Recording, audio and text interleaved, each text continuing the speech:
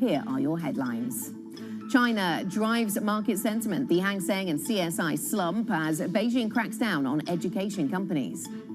Traders are gearing up for more Fed-induced volatility amid rising virus cases. The S&P 500 hit another record on Friday after strong corporate earnings. And Bitcoin surges amid short covering and speculation about Amazon's potential involvement. We'll talk crypto. Good morning, everybody. Let's have a look at the futures picture then. 20 seconds to go until the start of the European equity trading day. And futures have been firmly in the red this morning. European equity market futures remain so. NASDAQ... Morning, traders. How are you doing today? Hope you're doing fine. And we're going to Bitcoin. And I'm going to place stop on profit. We have on all of our positions except one short position. I'm going to place stop on profit at 38,000. So all of you guys who was patient and follow my trades, copy all these trades, and following these Bitcoin, please place stop on profit. We're placing stop on profit for 3 long positions at 38,000 pounds and 1 short position. We decided to close all positions as well on 38,000 pounds. Okay, it's not the end, so let's see what's going to happen next. But at least right now we know that we're good in profit for Bitcoin. I'll speak to you later. Hope you will have very good and profitable week. Stay safe. As I mentioned, US futures are flat to negative. So European equity markets opening on the back foot. Asian stocks drop in the wake of China's latest tech clampdown. That's after Beijing announced a broad reform of the country's education industry. Here's how some of our guests have reacted. My personal view is that it is not in China's interest to completely annihilate that sector. It's a $100 billion industry. It's very misguided to clamp down on the tutoring companies, but it's very easy to do.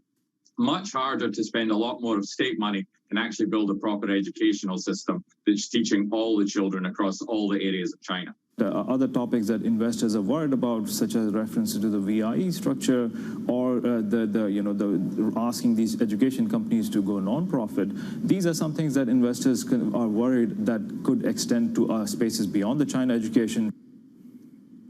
Joining us now, Morgan Del Don, Global X-ETF's Director of Research. Morgan, very nice to speak to you. Thanks for coming to join us once again. So does this have you scratching your head, this clampdown that we're seeing by China on technology or education technology in particular? Does it make you think, well, where next? Where is the Chinese government going to clamp down next? Because some people are saying you could argue, if you're the Chinese government, maybe you look at the healthcare sector and the consumer services sector and you say you want to see some foreign money coming out of that as well. Are you concerned about how widespread this Chinese clampdown becomes? I think China remains a very compelling opportunity from an investor standpoint.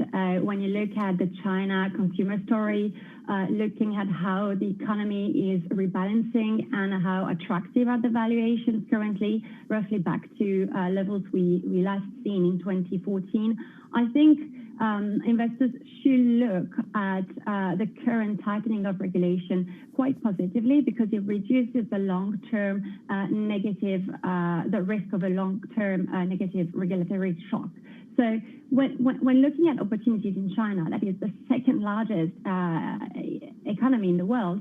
I mean, I would definitely focus on sectors such as the consumer sector, because the opportunities are about to explode in this area, especially as we see more rebalancing and maybe a broader growth across the country, more equal growth across the country. So do you think that international investors then, Morgan, should still be excited about Chinese e-commerce opportunities, despite the fact that we've seen, even before the education clampdown, we've seen China taking a very active role in those companies that are collecting data on their customers? Well, as I mentioned, I think that the regulation tightening is quite a positive thing for the long-term investors, and the current valuations definitely look attractive as an entry point to this sector. Okay, so it's a good entry point to the sector. More broadly then, as we look at European equity markets, seeing some downside here, Morgan, perhaps read across from this story. Do you see this as a global story? Does this have any global implications, the way that China is clamping down on education technology? Because something has spooked European equity markets this morning. We see them all under pressure, and US futures flat to negative. I think market is definitely looking at what happened in China, because it will certainly have implications between the US and China governments. So investors are still keeping an eye on the relationship between these major economies. But overall, the education theme is a global theme, and we definitely see growth in this space, especially as education integrates more technology and have the potential to reach unserved areas. So over the long term, I mean, the themes and the opportunities within the education theme, it remains intact. But over the short term, there might be more volatility in this specific sector. Now, I think the market is more focusing on what's happening in the Delta variant, in the Delta variant situation. Although I'm still thinking that the market is a bit shifting its attention away from the number of cases, but more to the vaccination rate and to hospitalization and death. That hasn't really surged so far. So the market keeps optimism, and this is a positive thing, because it kind of indicates that we are exiting the pandemic. We might see more volatility in the market as we exit the pandemic with various waves. And I think vaccination rates now is a discriminant factor. And to your point about China, but overall emerging markets, it's definitely a developed market-led recovery, and we see how important vaccination is to really cope with these waves. So yeah, we definitely see more opportunities in the developed market at the moment, given the circumstances. Morgan? Yeah. Thank you very much. Stay with us. Morgan Deldon, Global X ETFs Director of Research. She stays with us a little bit longer on the program. Coming up here, traders are gearing up for more Fed-induced volatility amid rising virus cases. We'll focus in on the Fed next. What to expect this week. This is Bloomberg.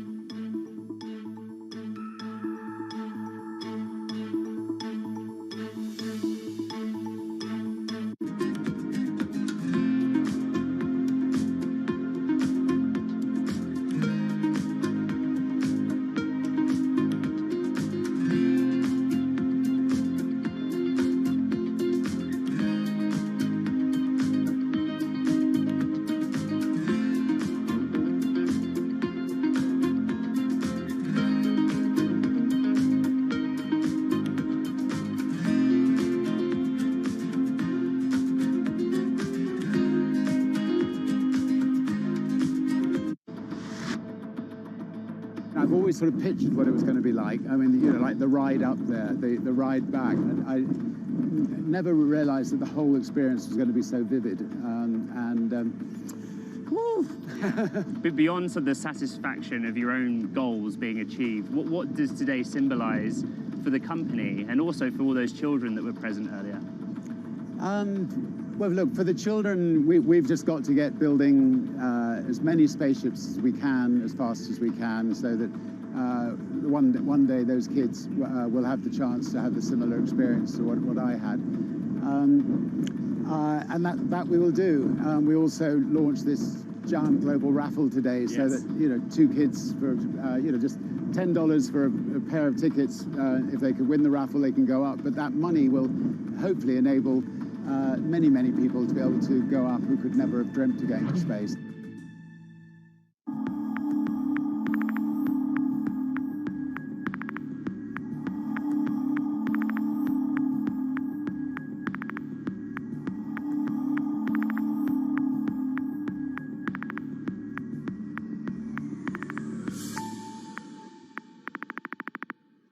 Billionaires in space? What defines going to space? There is a level where you It's the common line? It's a common scientific theory, 53 miles, 62 miles.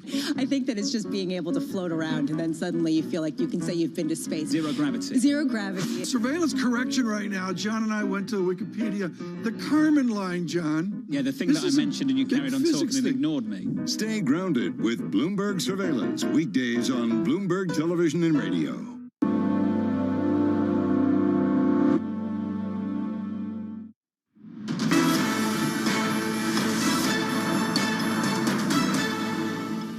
Welcome back to the European Market Open. 9 minutes into our trading session here in Europe, and equity markets are negative, maybe not as much as futures had suggested. So we're down by 0.3% on Stocks Europe 600. And in terms of the US equity market picture and the futures that we see there, yeah, Nasdaq futures still just keeping their head in green territory. Elsewhere, US futures to the downside.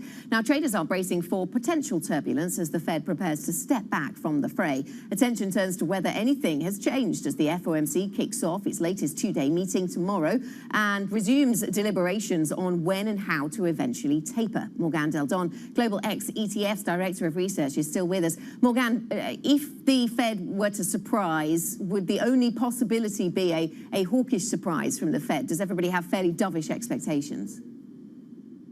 Yes, exactly. So at the moment, the market hasn't changed much in terms of expectations. But if we look at like various like forecasts about when the first rate hike will happen, most forecasts are now like later on, maybe early 2023 instead of late 2022. So the market expects the FOMC to take into account the current Delta variant situation. However, market is not expecting a massive change in the policy stance at this meeting.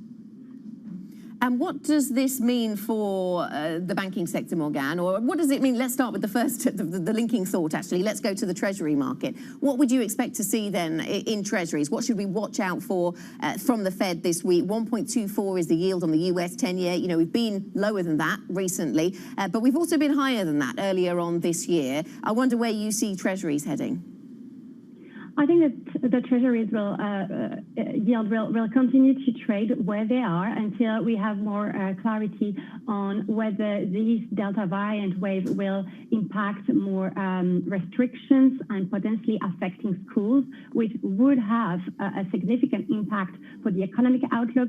But if things remain the same and the fact that vaccination accelerates and the market sees no major economic impact to this wave, then I think there is a potential for yield to increase again, especially now that we kind of see more divergence between the Fed, the BOE, and the ECB. And what does that mean for financials then, Morgan? And what does that mean for where in the world you like financials, if you do? Well, definitely the U.S. market seems to see a very strong recovery, which will benefit cyclical sectors such as financials, especially if there is a more like steepening of the curve. It will benefit financial margins. Whereas in Europe, lower yields and flattening curves in the financial sector in particular could impact margins for the second half of the year. So definitely, I see more divergence between U.S. financials and European financials.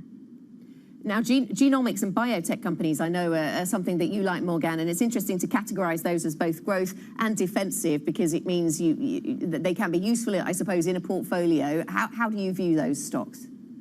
Well, you know, when investors discuss with me during webinars, they all ask, where do you hide during this new wave? And I look at how the pandemic has changed the way we perceive healthcare, and genomics was at the forefront of the vaccine development. Over the past months, biotech companies have done very well, better than the broader benchmark. So there are definitely some good investment there because you have this defensive component coming from the healthcare sector, but also this tech component that is beneficial over the long term because it's a very high growth type of profile. So that's definitely something I'm looking at, especially when you see the penetration rate of some of the digital market for healthcare. Just to give you a perspective, it took 15 years for the e-commerce penetration rate to rise from 1% to 7%. And the pandemic did that for telemedicine, digital health in only 18 months. So that's showing how fast the healthcare sector is changing. And I definitely see investors incorporating these views in the repositioning of their portfolios. Morgan, thanks very much. Thanks for joining us. Morgan Deldon, Global X ETF's Director of Research. And Morgan will be continuing her conversation with us on Bloomberg Radio. That's at 9 a.m. UK time, so in around 45 minutes' time. Still to come on this programme, just coming up to 8:15 here in London, the UK eyes removing China's CGN from all future power projects as tensions fray between the two countries. That is according to our sources here at Bloomberg. We'll be speaking to Tom Tugendhat, MP, Chair of the Foreign Affairs Select Committee. That story next. This is Bloomberg.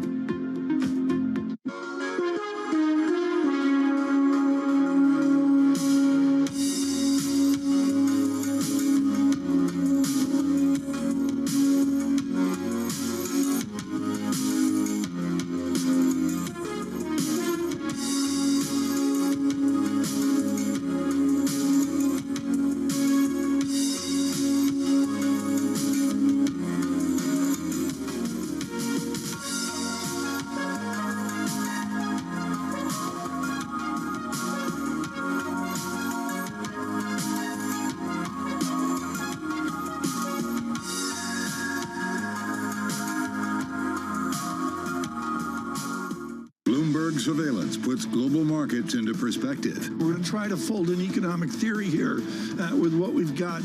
Based on data.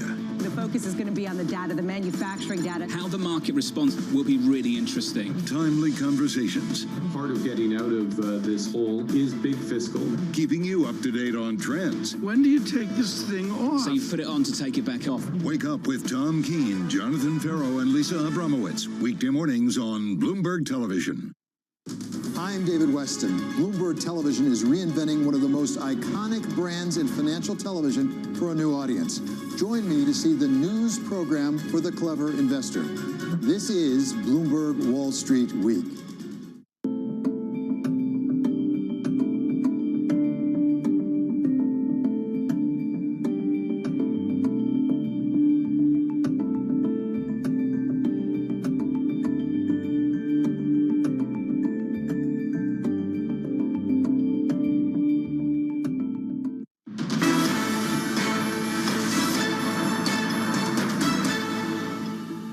Welcome back to the European Market Open. Just coming up to 18 minutes into our European trading day, and European equity markets on the back foot, just off earlier lows perhaps, but down by 0.3% on the Stocks Europe 600 as markets consider what read across there is between the Chinese government's clampdown on education technology as a business venture in China and into global markets. And there does seem to be some, it may be even just at the sentiment level, but we're trading weaker. Now, Bloomberg has learned that the UK government is exploring ways to remove CGN, China's state-owned nuclear energy company, from all future power projects in Britain. We're told that could include the £20 billion Sizewell C nuclear power station in Suffolk.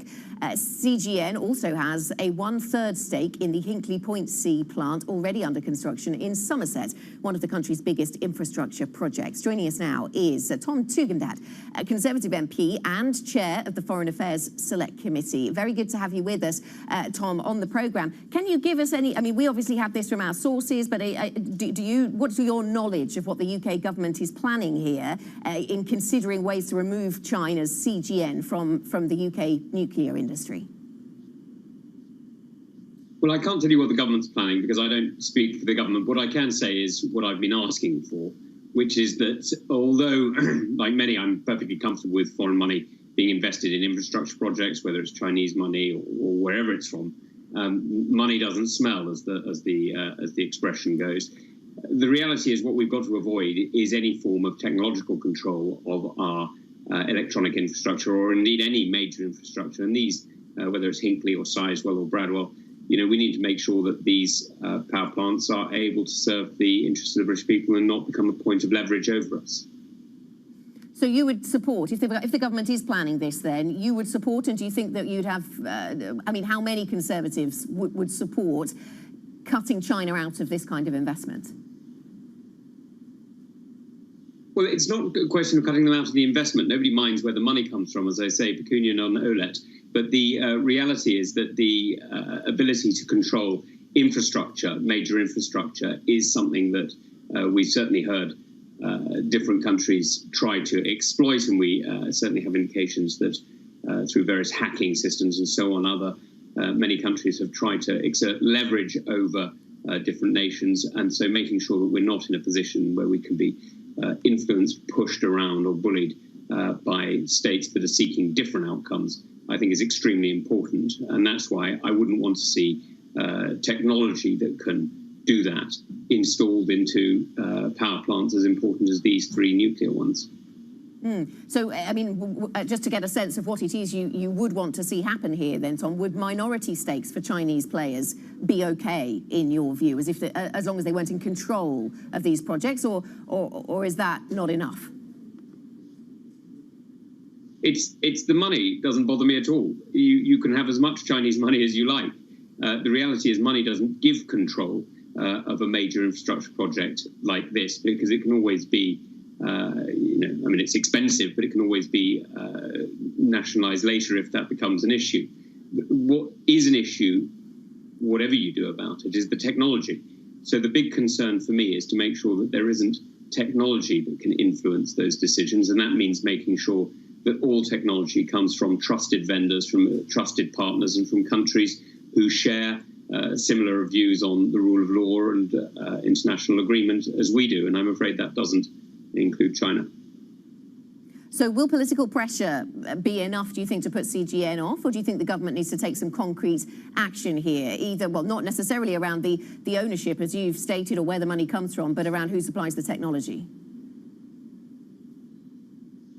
Well, I hope very much that the government will look very hard at this. The government's going through a series of decisions at the moment that are similarly connected. One is to do with the Newport wafer fab, which, as you know, is being looked at again by the National Security Advisor of the United Kingdom after I asked the Prime Minister about it.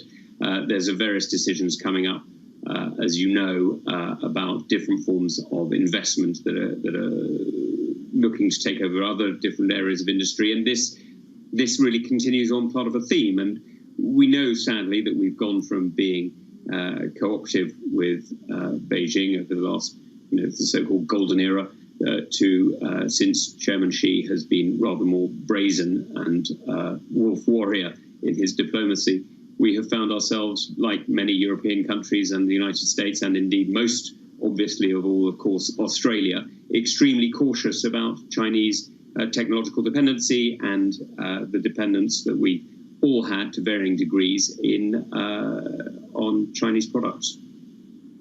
We're covering a story overnight, Tom, coming through from China that is about China clamping down on education technology companies. It's a domestic story largely, but it's also about making sure there isn't too much foreign money in Chinese education. Do you think that the UK government needs to look at Chinese involvement in the UK education system?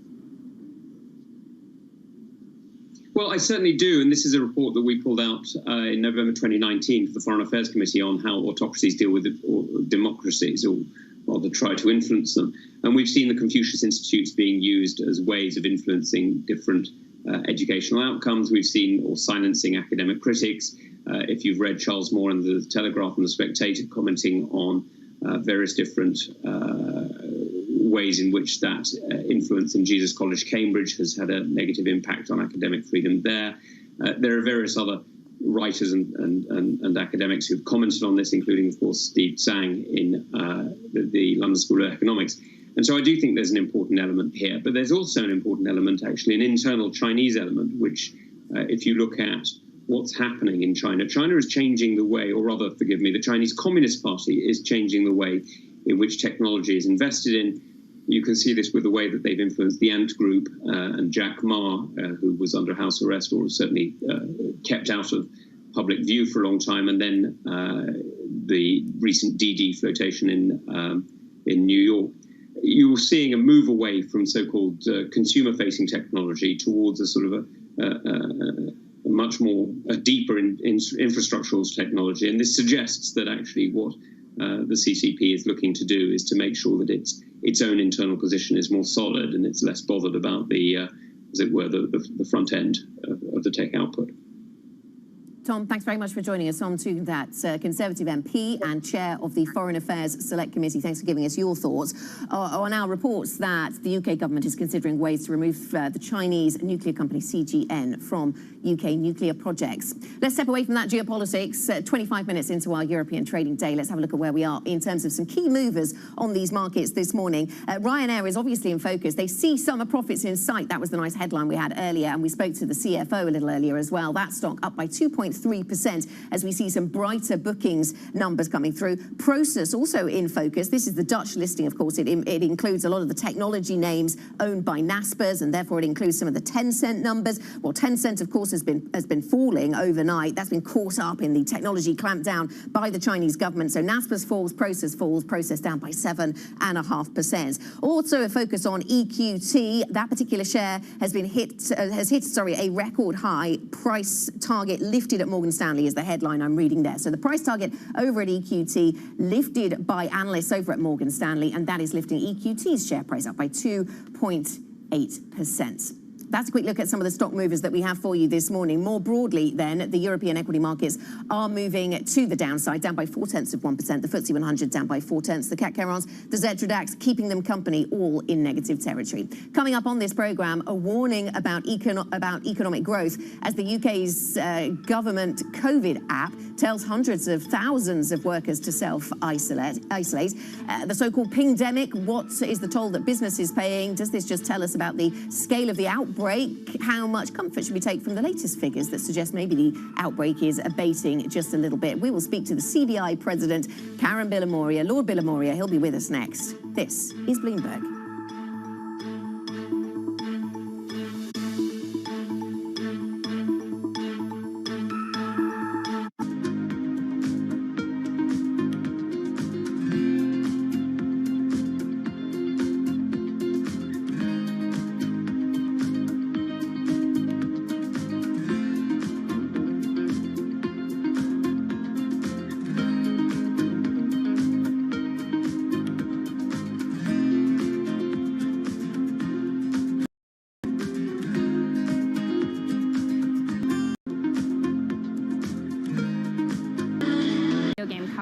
We're going to be all online instead of in the convention center for the first time this year, and that promises to be a really different experience.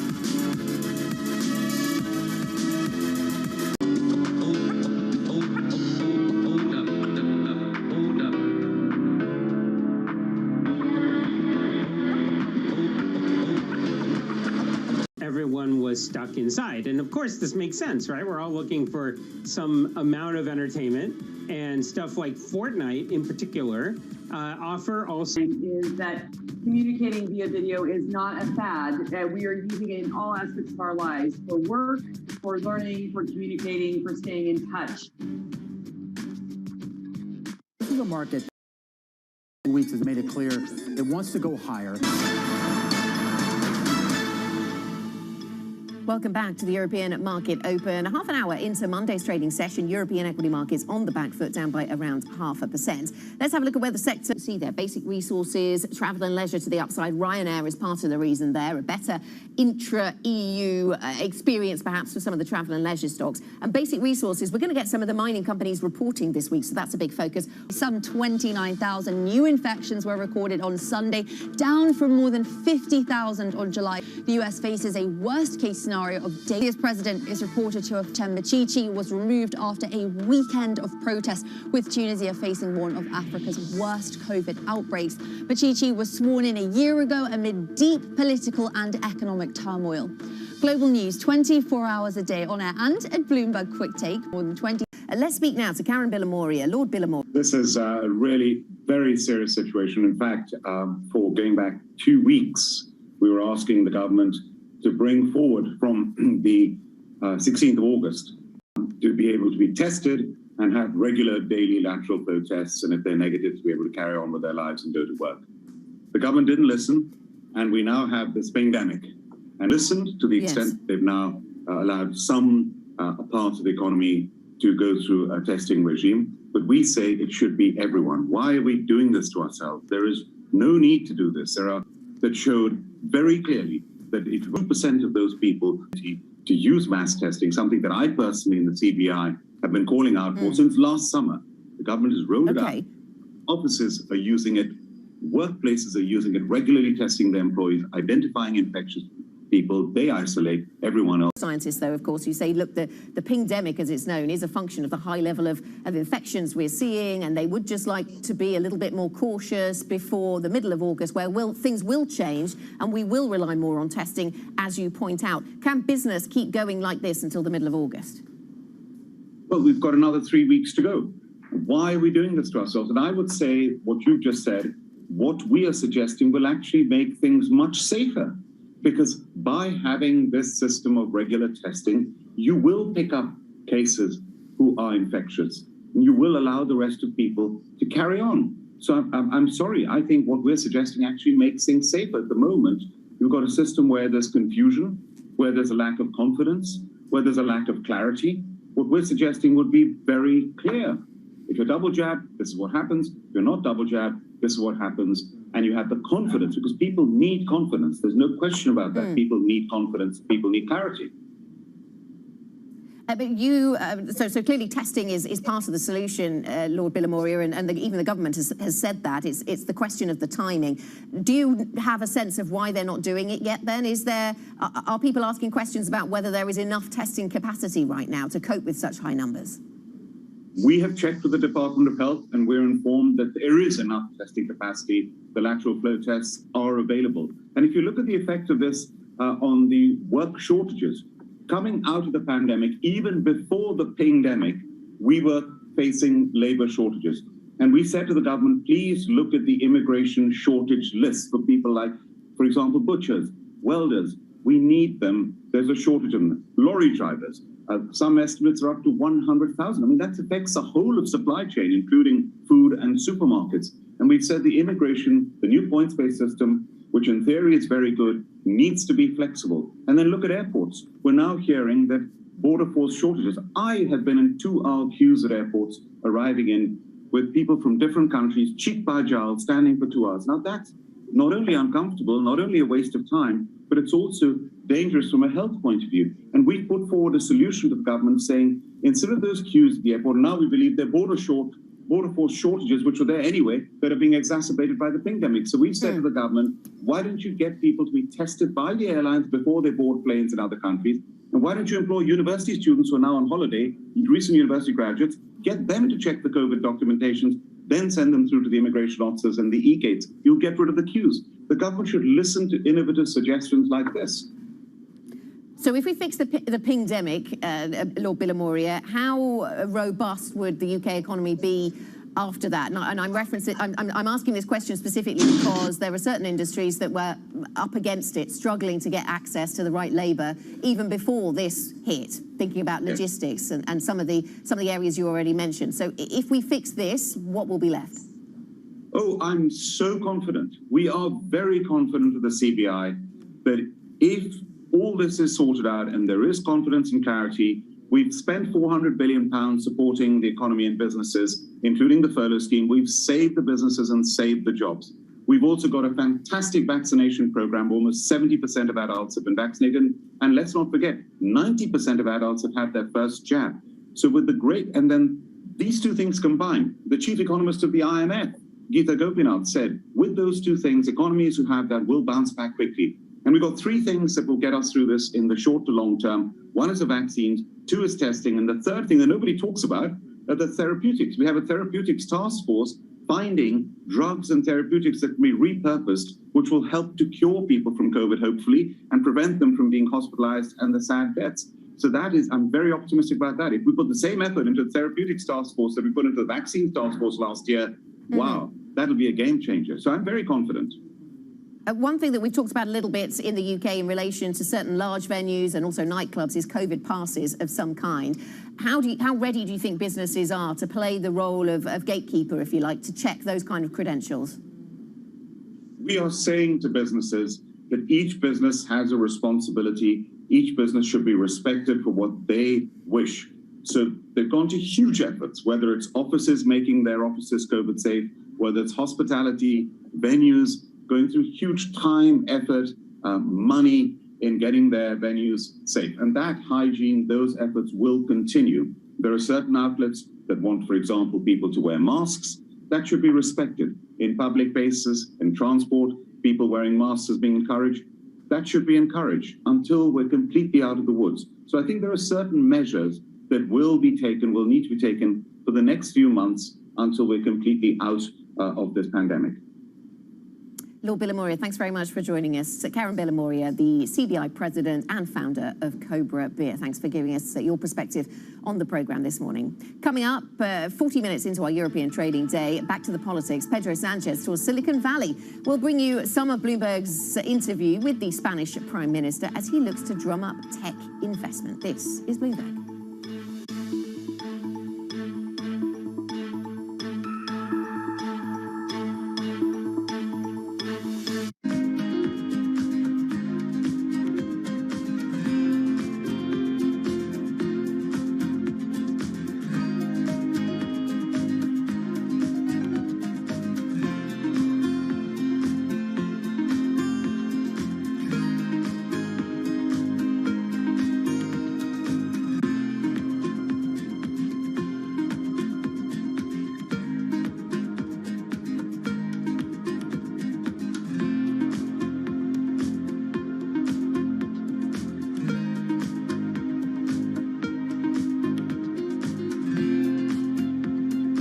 Can come together to help less developed, fragile, vulnerable countries with adaptation and resilience, and we can do what we developed world need to do to reduce the damage being done by our practices of the way we produce energy.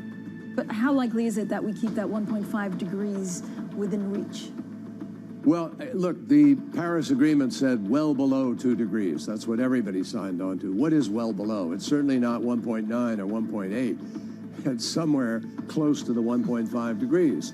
And so I think it's very important to do it because every decimal point of rise in temperature is remarkably compounded in the damage that it does.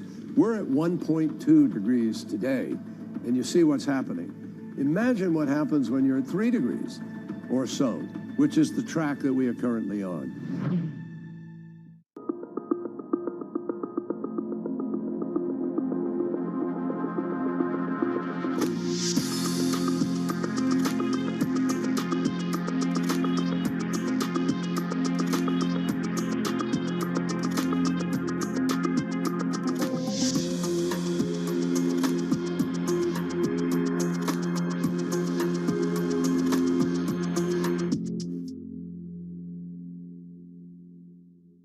Global markets never sleep, so stay connected with Francine Lacqua in London, Matt Miller in Berlin, and Kaylee Lyons in New York. Perspective on the day ahead. Bloomberg Surveillance, Early Edition. Weekday mornings on Bloomberg Television.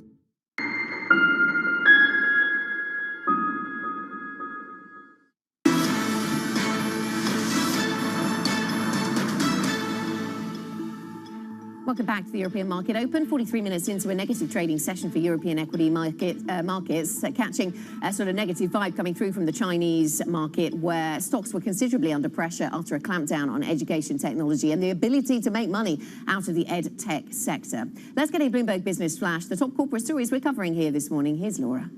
Thanks, Anna. Philips has announced a share buyback program worth as much as 1.5 billion euros after profit and sales rose in the second quarter. The Dutch maker of respiratory gear and body scanners is planning to buy back as much as 4% of stock over a 3-year period. Beginning this quarter, Philips has been making acquisitions to build out its telehealth and diagnostics portfolio. We saw strong growth in the quarter, 9%, and a nice profit expansion. So Philips is delivering on its guidance, and we see a lot of customers signing up for long-term strategic partnerships because they believe in our strategy. They want to invest in telehealth, in informatics, and improving healthcare around the world. ABB is said to be close to selling its mechanical power transmission business to RBC Bearings of the US. Sources tell us a deal could be reached this week, with the value of the business known as Dodge estimated at about $2.5 billion. Last year, ABB announced it was exploring options for Dodge as part of an overhaul of the group's future. Tobacco giant Philip Morris, the maker of Marlboro, is said to be planning to end all cigarette sales in the UK within the next decade. The Mail reports the CEO says the plan is part of a strategy to phase out traditional tobacco products and encourage a switch to alternatives like e-cigarettes. The UK government has laid out a roadmap for Britain to go smoke-free by 2030. That's the Bloomberg Business Flash. Anna. Okay, traders, what a great trade went through with Bitcoin. Well done, all of you guys who follow our trades, and we was holding for how long? For a week, for a few weeks, and we finished. We closed all our trades at 38,000 pounds. Dollars, and I will calculate everything. All of you guys who followed our trades and who hold it. These trades, you already received confirmation from your broker. So great trade. We in tens of thousands of pounds in profit. After calculation, I will show you everything, how much we made. All of you guys who invested in Bitcoin on long or short positions, you already know how much you invested, how much you paid for pip, or how much you decided to invest. Okay, guys, well done. We did great, and I'll speak to you later. Let's look for another trading opportunity like this, and let's invest and trade. Stay with me, follow my trades. If you want to get the strategy, you need to go to company.co.uk, and then after you will get the strategy, you will know exactly how we trade. If you will have any questions, we'll give support for life, basically, until you will understand how it works, but it's not a rocket science, so you will get into it eventually and quite easily, and you will try to find another maybe opportunity trades with us, and don't forget to follow our trades and stay with me. I'll speak to you later, guys. Well done. 99.5% during this last academic year, and I'm so proud of it. Interesting. As a mother of four, that's really interesting to hear, and also appreciate your sharing the stats on the vaccination rates. That is impressive. We started with Apple, and I want to end there. You mentioned that Apple is investing in artificial intelligence in the country. I'm curious if you can share any more information about Apple's strategy in Spain. Of course, they've got a huge presence across Europe, but what more should we expect to see from Apple in your country? Well, we expect to have an increased investment of Apple in Spain in the coming years in these two fields.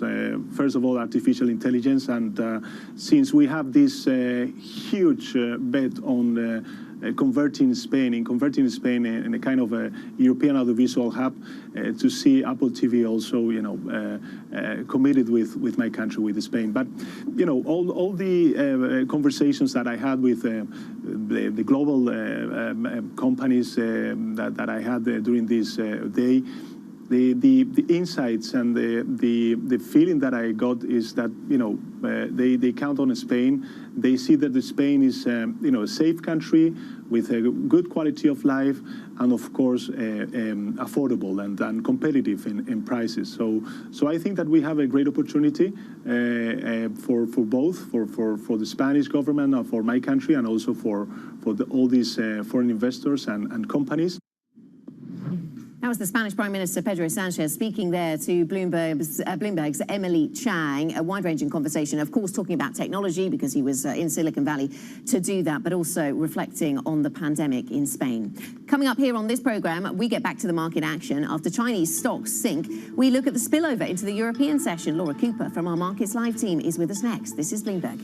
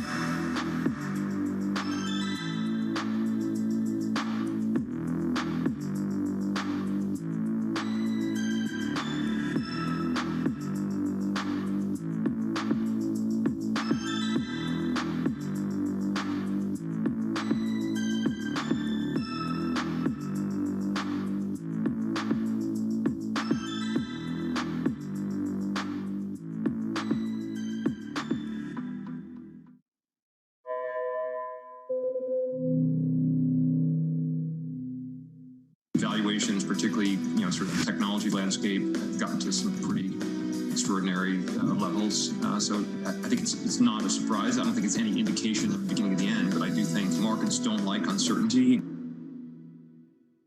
Trading revenues coming in better than expected. Everything cash, $1.4 trillion of cash. One of the most notable aspects of this report that was stellar.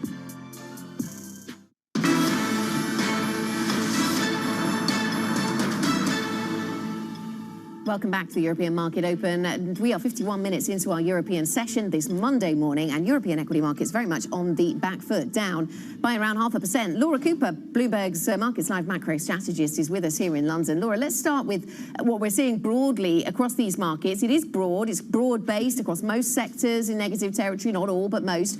And is it a read across then from what we're seeing in China, a fear about a clampdown by the Chinese government specifically in certain parts of technology, or is it something broader than that?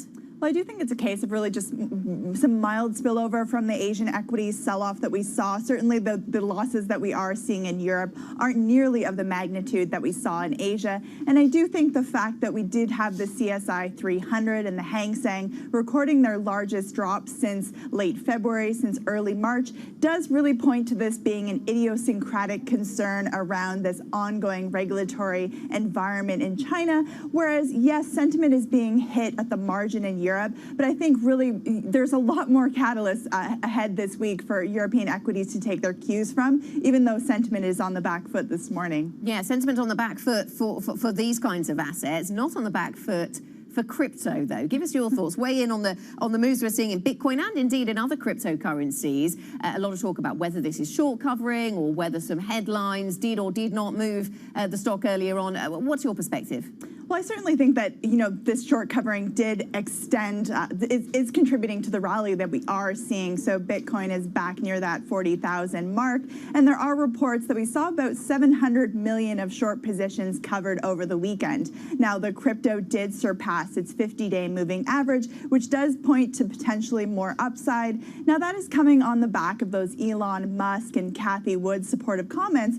But it's actually interesting the fact that there's this speculation that Amazon posted a job for a digital currency strategist. So that is kind of propelling expectations that the online seller could actually take in Bitcoin by the end of this year. So that is further propelling the boost. But whether or not that can actually be sustained, I think we'll get more clues on from Amazon earnings later this week. But certainly it's interesting to see that bounce given that risk is on the back foot. Yeah, no doubt they will be asked about that then. Any company that wants to add itself to that list of companies that will accept Bitcoin or other cryptos, certainly a focus for crypto investors. Let me ask you about highlights of the week then, Laura. Difficult to identify them perhaps on a Monday, but certainly we know certain things are happening midweek, and one of those is the Fed.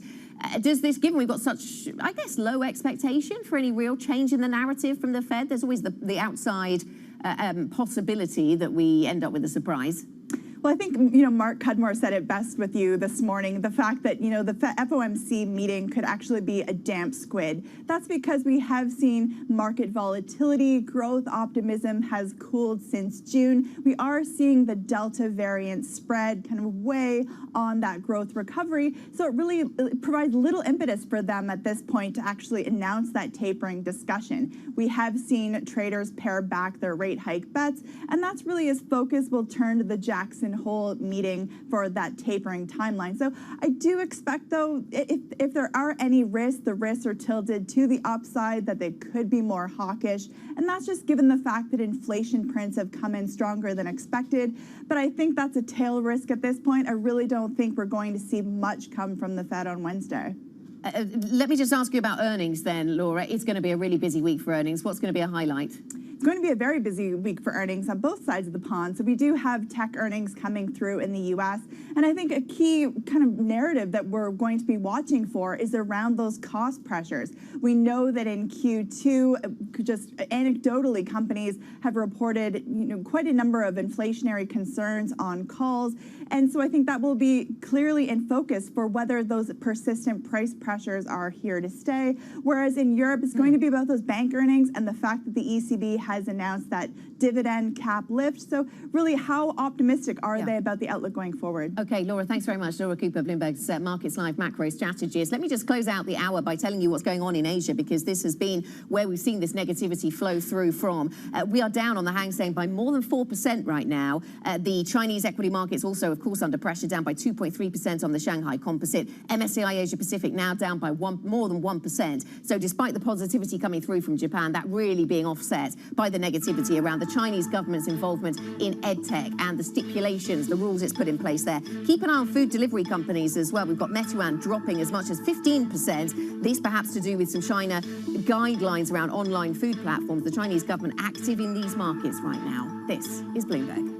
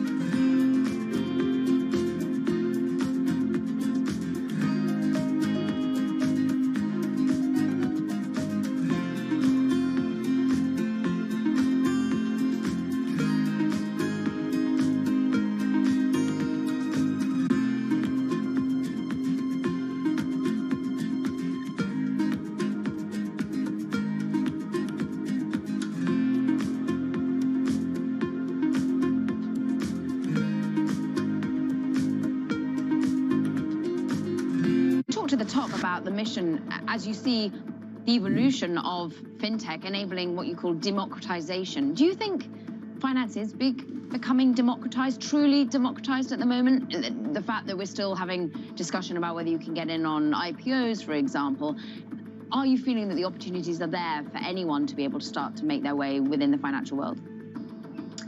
Look, there's always going to be progress to be made, but I think there are many brands now helping the unbanked and the underbanked, right? I think we've seen a lot of success in where digital disruption can really help with some of those groups. That's not really our target audience. We do want to offer great advice to everyone, but I think that there are a lot of other folks going after that marketplace. But there's always more progress. There's always more progress we can make. And sure, you're right. In places like private investing. And there are still sort of pockets of the market where you have to be in the know.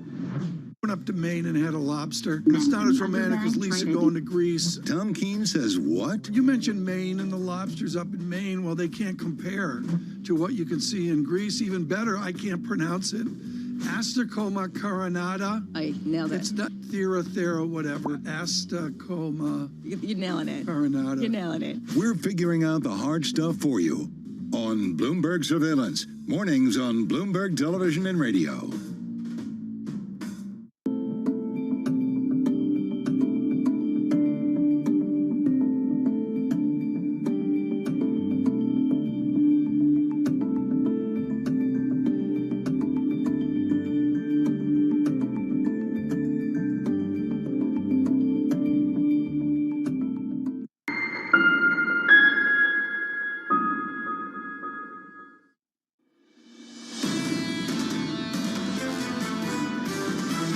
We're in for a decade of good semiconductor industry characteristics because every aspect of human existence is going digital. As we've learned more and more about these, they really go well with the concept of decentralizing. We believe in democratizing finance for all.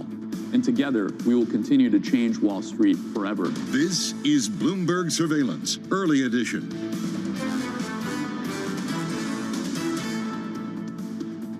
Good morning and welcome to Bloomberg Surveillance Early Edition. I am Danny Berger in London. You're looking at a very foggy London. Here's what's coming up on today's program. China drives market sentiment. The Hang Seng and CSI slump as Beijing cracks down on education companies.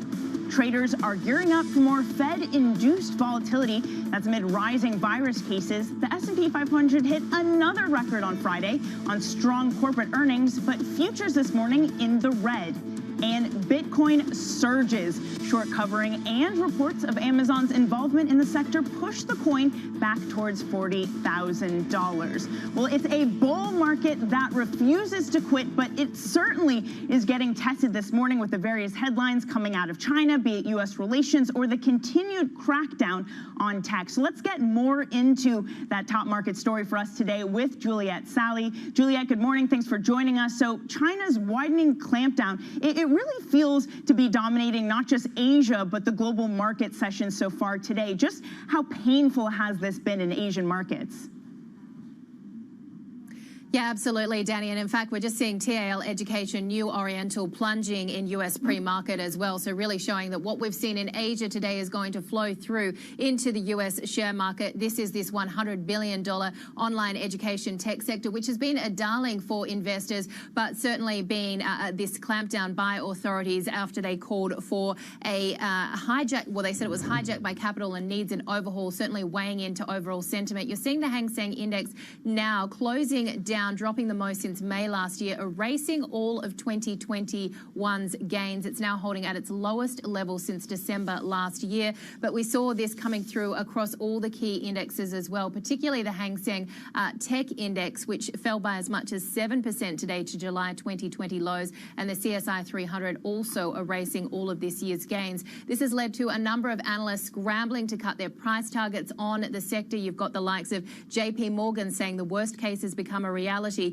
Citi reiterating its sell on a number of the key players, and Jefferies slashing its price targets too, as if we flip the board, we saw this huge pain coming through in a number of these education stocks today.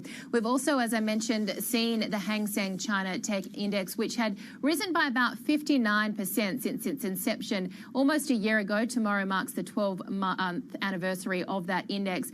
Now wiped more than $551 billion of value due to this raft of clampdowns from Beijing. So that has actually reduced its gains for the year to less than 6% over the 12 months, down about 13% so far over the course of this year, and underperforming onshore peers like the Chinex, but as well as the NASDAQ. So this is just highlighting these regulatory risks for one of the fastest growing sectors of China's economy. And Danny, leading to questions as to what sector is going to be next and what this means in terms of President Xi trying to manage the overall Chinese economy. Danny.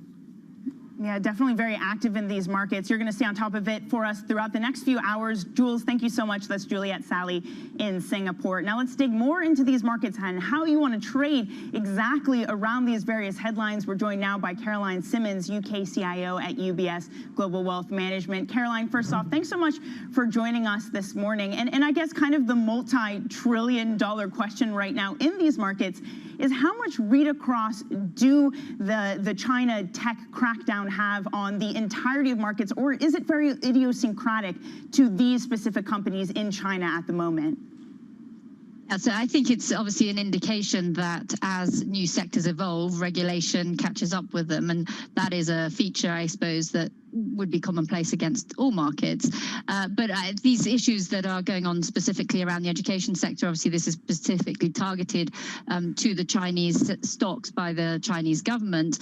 There will be some read across for US listings, but it's relatively isolated in that sense. I think what it does show us is that we have an opportunity to perhaps focus on other areas of tech growth for a change. Everyone has been very focused on Chinese tech for many years, and actually perhaps it's a chance for European tech to have a resurgence. Oh, interesting. So do you continue to trade, maybe not just the divergence of Europe tech and Asia tech, but US tech and other emerging markets? Do you go in and focus now on those sorts of sectors? Yeah, so I think you focus on the ones that have continued structural growth around them. So in Europe, for example, we would look for digital leaders. So, the first wave of digitization happened in, the communication space and social media platforms. Then it happened in the consumer space with e-commerce. Now it's about industry. So the Internet of Things and the growth of Internet of Things, particularly in Europe, because of the high level of industry, is an area that we think can continue to grow. Again, in the US, big cap tech is probably not going to outperform in the second half of the year. The product cycles aren't particularly favorable, and it already did well, obviously, last year during the pandemic. So again, to focus more on the areas of structural growth.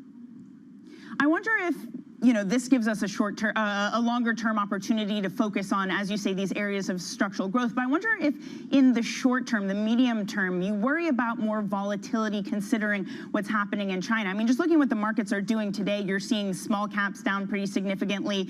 Both Europe and US futures are more negative. Do you expect this to hit sentiment and more volatility to come just for now? Yeah, I think it certainly will keep volatility elevated.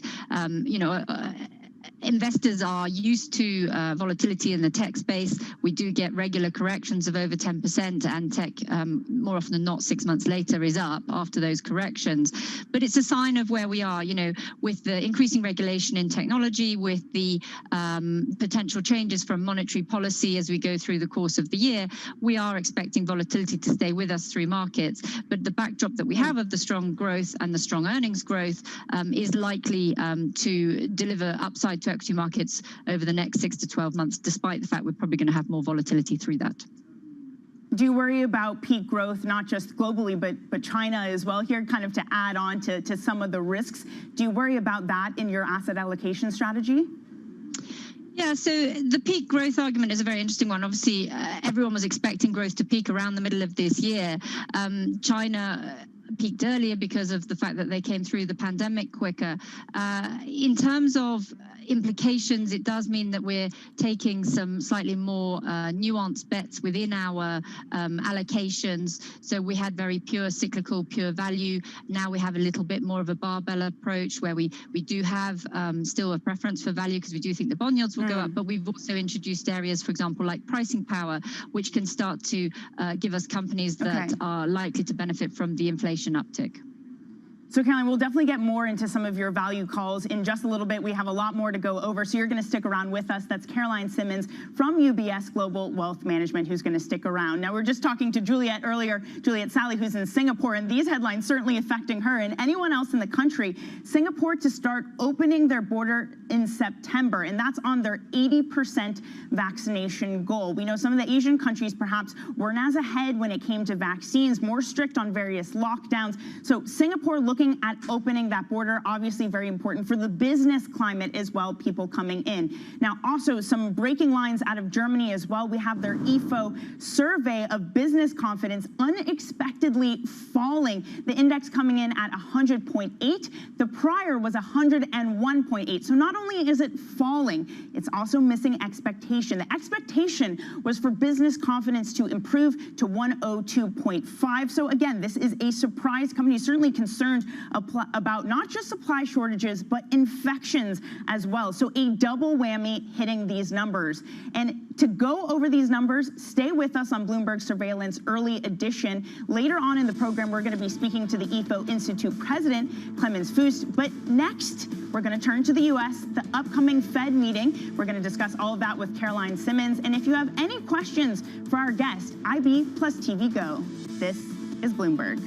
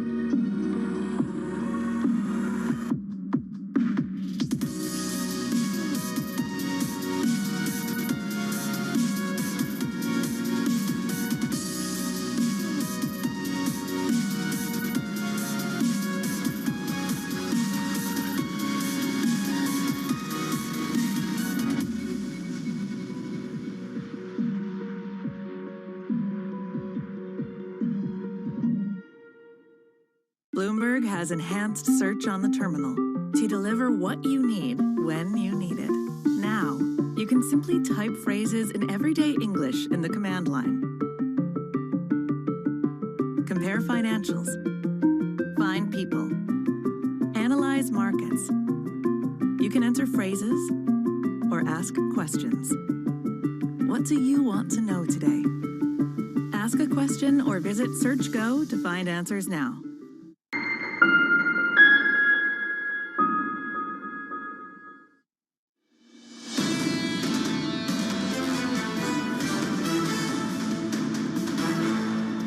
Economics, finance, politics. This is Bloomberg Surveillance Early Edition. I'm Danny Berger in London. Now, we continue to see further destruction when it comes to China stocks, specifically those listed in Hong Kong that are Chinese businesses. This is the HSCEI, the Hang Seng China Enterprise Index. It mostly consists of tech companies that are listed in Hong Kong entering a bear market, falling 24% from its peak, which was back in February. Should just point out that the second biggest market weight in this index is Meituan, the the food delivery company, as China says online food platforms need to ensure deliverers' rights. So more coming out of China, cracking down on these tech-enabled type companies, sending this index into a bear market.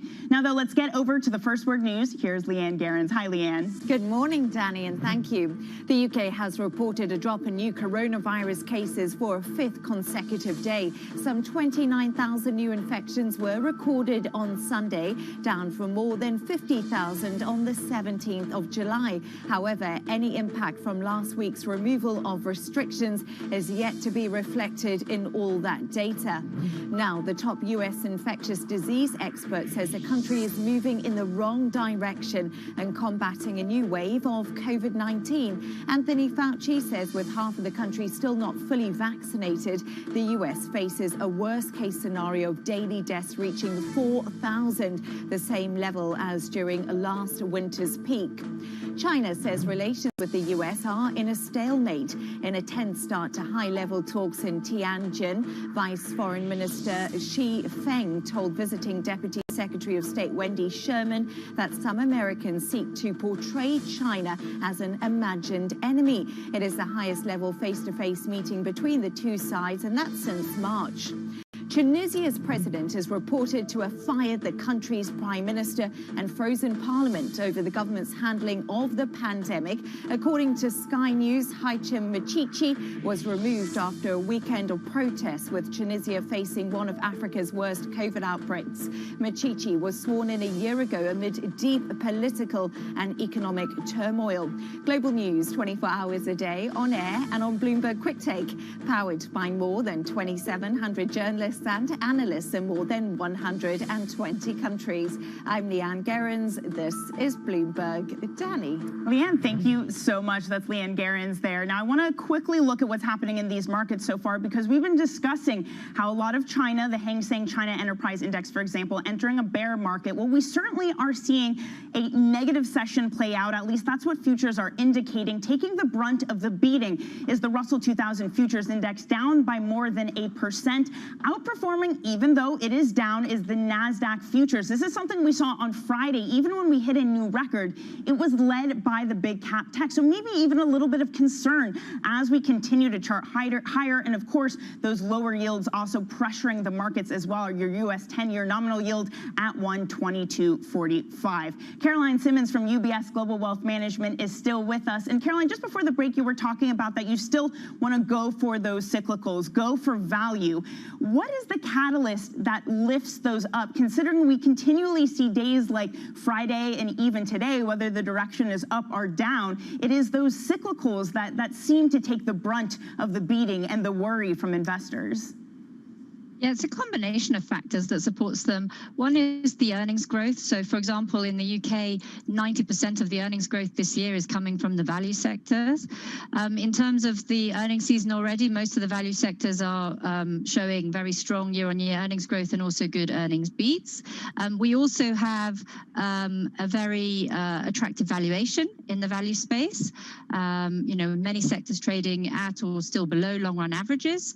And then, of course, we have the potential for the bond yield to move higher. So, as we move through the economic growth, people get more comfortable with the rise of the Delta variant of COVID, and they see that actually global growth isn't being derailed by this, that it gives a scope for the bond yields to move a little bit higher, and that should also support value. If we don't see bond yields move higher, I mean, we're certainly seeing them move lower this morning, down by about 5 basis points at 122. If we don't see them move higher, could we still see cyclicals and value outperform, or do they necessarily need a higher yield in order to get that pickup? It's a very good question. It makes it harder for them to outperform if the yield doesn't rise. I think if the yield stays where it is, but they outperform on the earnings side, then they can outperform on the share price side. If bond yields fall, then I think it's quite hard for the value cyclicals to continue to outperform, even if their earnings dynamics are better. And within this market, one of the really remarkable things that we've seen is that last week, exactly a week ago on Monday when we had markets selling off. They continue to get this bid. A lot of the anecdotal evidence out there points to maybe more of the retail sector. I know people hate to talk about cash on the sidelines, but it does feel like we have this effect that people want to put money to work in this market. Who is supporting this market at the moment as you see it? Is it that retail space that continues to prop it up? I think it's anyone who's investing, really. When you look at the dynamics for the equity space, particularly if you compare it to the bond space, it looks very attractive. Most people see upside to the equity markets. And so, any asset allocator, institutional, retail, who can see that is likely to want to be, part of it. So, I think it's across the board. But obviously, the weight of money is still, relatively small for the retail space. It's obviously higher in the US, but globally, the retail investor is still a very small percentage of overall investing. Right, that's a very good point. Perhaps sometimes we get a little bit too excited about retail investors and the power behind them. Caroline, thank you so much for joining us this morning. That's Caroline Simmons, UK CIO at UBS Global Wealth Management. Now, I just want to point out again, the latest IFO survey of business confidence coming out, missing estimates and falling from the prior reading at 100.8. The expectation was 102.5. We are seeing German stocks down, basically with the rest of the market down about 0.75%. So perhaps some sentiment leaking into the market as well when it comes to some of that pessimism on both virus case counts and the supply chain issues. And we're going to get more into that up next. We're going to be speaking to the IFO Institute president, that's Clemens Fuest, about their latest business climate report. And if you have any questions for him, IB plus TV Go, reach out to us. Let us know what you want answered. This is Bloomberg.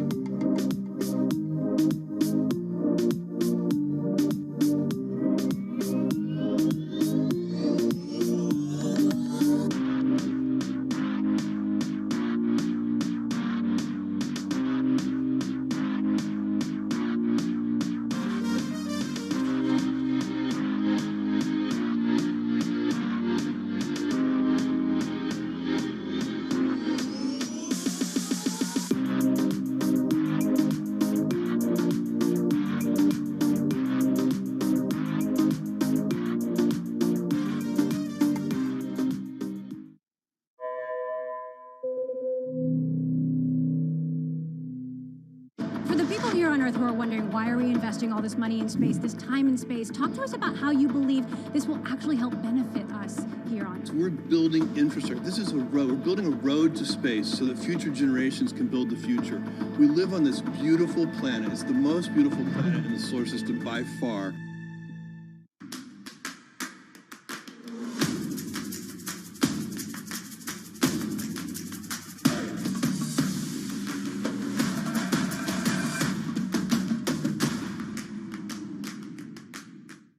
Really a reminder, isn't it, just how sensitive the markets are to any commentary about trade. We did see some pressure on the yuan, we did see some pressure on the futures. That is now being reversed.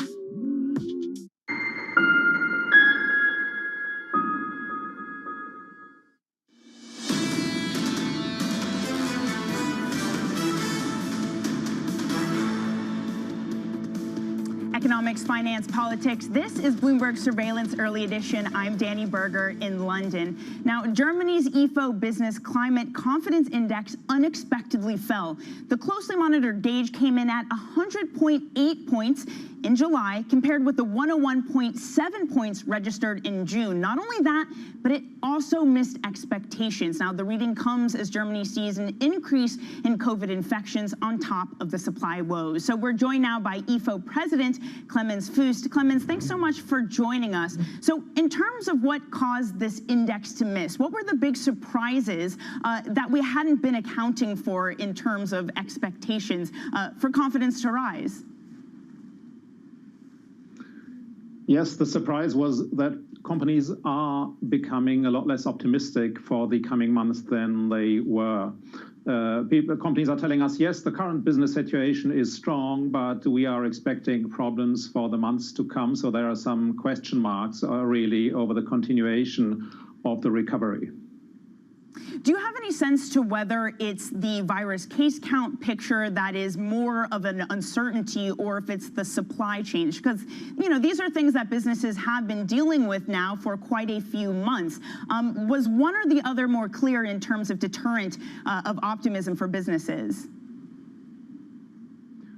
The most striking number is probably that in manufacturing, almost 2/3 of all companies are telling us they are experiencing supply problems, so problems with the provision of intermediate products. Things are getting more expensive, prices are rising, and some products are unavailable. And that is compared to an average in normal times of between 0 and 10% of companies telling us. The record in the last 2 decades was 20%. So there are significant problems, and they are getting worse. They aren't getting better, as everybody, including ourselves, expected, I believe, during past weeks. Because 4 weeks ago, this share was only 45%. So there is a problem here. What sort of impact do you expect that to have in the way businesses operate in terms of capital expenditures and hiring and those sorts of things? What we see is that companies are currently depleting their inventory. At the same time, they are, they have filled order books, so there's a lot of demand. They are facing problems. They want to hire. They are facing problems finding skilled workers. And they are expecting problems to persist with this provision of intermediate goods. This depletion of inventory is not sustainable, obviously. So we are facing difficulties in the autumn. And companies will certainly react to that and maybe even cut back their capex or even hiring if they think these problems persist. Right. It's certainly fascinating if they cut back, because to a large degree that led to some of the demand and supply mismatch issues we had. Clemens, thank you so much for joining us. I'm afraid that's all we have time for. That's Clemens Fuest, president of Ifo. Now, coming up, we discuss Bitcoin surges amid short covering and speculation about Amazon's involvement. We're going to talk crypto as Bitcoin rallies more than 10%. This is Bloomberg.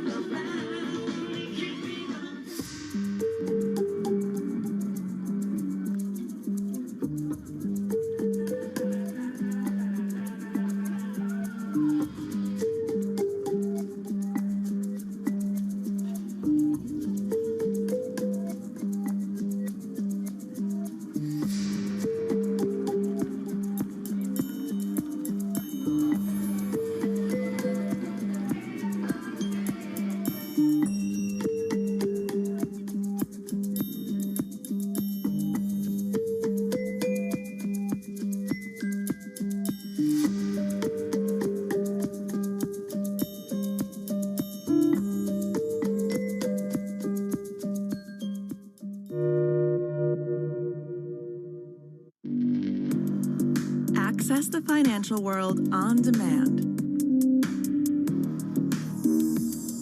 Hear from leading economists, policymakers, and industry experts via live and on-demand webinars, only from Bloomberg. Start exploring to see what's moving the markets. Visit Bloomberg.com/webinars. Mercedes-Benz is on a path towards CO2 neutral mobility. So we have flicked the switch there, and really we're going to step by step electrify everything. And what does that mean? Combustion engines get electrified. Every Friday with 30 minutes dedicated to fixed income, I'm Jonathan Ferro. This is Bloomberg Real Yield.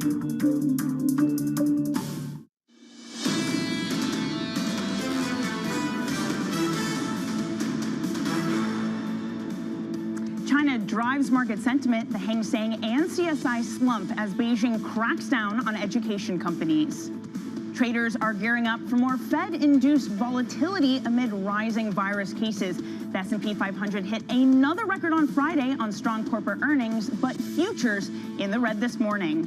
And Bitcoin surges, short covering and reports of Amazon's involvement in the sector push the coin back towards $40,000. Good morning and welcome to Bloomberg Surveillance Early Edition. I'm Danny Berger in London, where it's gone 9:30 a.m.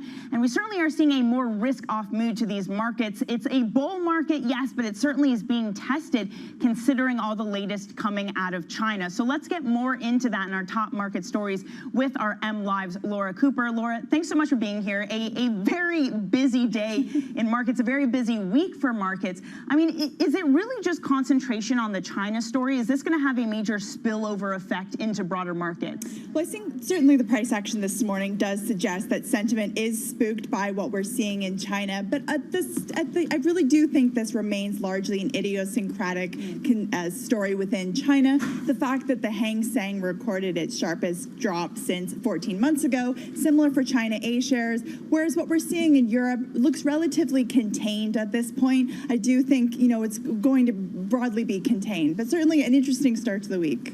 Right. And, just seeing that U.S. 10-year real yields falling to a record, a -1.127, what is that being dictated by at this moment? Is this just this sort of general risk-off attitude that, as you say, will eventually play out to be more contained? I think that certainly is the case. And I think, markets are looking towards that FOMC meeting on Wednesday. And I think expectations are quite low. The fact that they're not going to signal any kind of imminent tapering. And that's largely because we are seeing that spread of the Delta variant. We are seeing more market volatility. We are seeing growth expectations cool since June. So there's really not a lot of impetus for them to signal that at this point. So I do think that's why we are seeing real yields on the back foot. I mean, how much of that is consensus at this moment, that there's not going to be a lot coming out of the Fed, their hands are tied? And sort of along with that, does that mean that there's a really big tail risk associated with the Fed meeting if expectations are, it'll be calm, no fireworks, nothing like that? And I do think the risks are more asymmetrically skewed to being a hawkish surprise, because we are seeing those inflation prints come in stronger than expected. That's expected to be repeated in that core PCE deflator later this week. We are seeing anecdotes coming from earnings reports that companies are feeling these price pressures. But market expectations at this point are tilted more towards the Jackson Hole as really the event risk to watch, and unlikely to see much from the Fed this week. We are still seeing this divergence across members. So a clear consensus I wouldn't expect coming on Wednesday. Okay, so I do have to ask you about the one asset then throughout all of this market self is doing well. Of course, it's Bitcoin, trading above 38,000, up 11%. Do we have any read how much of this is technical short covering versus Amazon potentially looking at accepting cryptocurrency payments? Well, it's a case of both of those, really, because we do have reports over the weekend that about 700 million in those short positions were covered. That certainly is adding to that rally. But more broadly, it's coming from those supportive comments from Elon Musk. We had Cathie Wood as well, and this potential potential for Amazon to actually accept the cryptocurrency potentially on its platform later this year. That came after a job report, a job opening that they could potentially hire a digital currency product lead. But I think it'll be interesting to see what Amazon earnings hint at later this week around the crypto space and whether that can provide a next leg higher. Yeah, it's so interesting because, you know, a lot of Bitcoin and crypto proponents will say, okay, this is a great space to kind of hide out when the goings get rough as an inflation protection hedge. But even on a day like today, you could say, okay, perhaps it's outperforming, but of course it's very sentiment driven. I mean, what do you make of those arguments that Bitcoin can act as an ample hedge in your portfolio? Well, I think actually I'm quite surprised by the price action today, because typically what we've seen is that Bitcoin tends to be a proxy for risk sentiment, and that's because of its a tie with those retail investors. So the fact that we are seeing it on the front foot today, despite the downbeat mood in markets, does suggest there are those technical fundamentals, technical factors at play. We did see the currency break above its 50-day moving average, which provides more upside. But I think at this point, you know, I wouldn't say that this is a place to seek protection amidst inflationary fears or the fact that we could see a broader market sell-off. Right, and you know, those dip buyers, the retail dip buyers, out in full force. Vanda Research had some numbers out saying that in the market sell-off, that on Monday people went in, they bought it again. I talked to Caroline Simmons from UBS Wealth Management earlier, who said they don't have enough of a power to really do that. But does the presence of these perpetual dip buyers mean that there's a floor on how low equities can fall right now? And well, I think that's exactly the case. And if we look at what happened last week, we saw such a sharp sell-off on Monday, but then just this fierce rally through the remainder of the week without really a clear catalyst does suggest just the force of those retail investors at the margin to buy the dip. And the fact that we do have this ample liquidity, there's really not a lot of downside catalyst for markets to grasp onto at this point. I do think that is helping propel equities higher. The fact that we did have U.S. equities close at record highs on Friday, despite that Monday sell-off, I think is quite telling. Right, and finally here, Laura, I mean, how much volatility is the market geared up for in the week? We talked about all of the possible risk events, be it the FOMC or earnings. Is this the summer volatility about to rear its head? Well, if there was a week for summer volatility to creep higher, it certainly would be this week. We had an exceptional week of earnings data. We have the FOMC. Now, the fact that, yes, the VIX volatility gauge does remain somewhat elevated, certainly not anywhere near the highs that we saw earlier this year. So I do think that, you know, potentially a hawkish Fed. We have PCE deflator. We had GDP prints this week, earnings. There's so many things for markets to really grasp onto that could spur those bouts of volatility. Right, never a boring moment for you. I hope you're not planning to take off this month or next month, because we're going to need you here to comb through it, Laura. Laura, thank you so much. That's Bloomberg's Laura Cooper joining us and going over all of the market action we are expecting. Now, coming up, summer profit in sight. Ryanair sounds optimistic as easing restrictions spur a surge to flights to European beaches. More on our conversation with the CFO of Europe's biggest budget airline next. This is Bloomberg.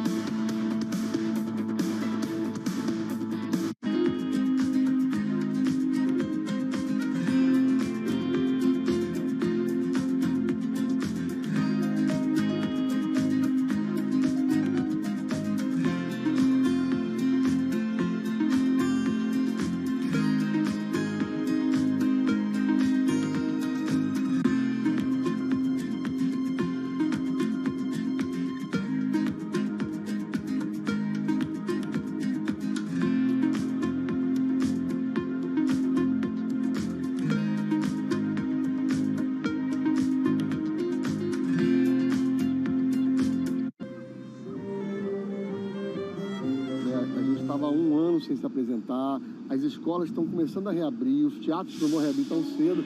Aí a gente teve a ideia, no melhor estilo Minuto Nascimento, vamos levar a música aonde o povo está. Minha missão hoje é fazer as pessoas sorrirem, cara. Sorrirem, olharem da janela, verem uma coisa inusitada, ficarem felizes, mandarem pros amigos e, enfim, curtirem um momento diferente, mesmo dentro de casa.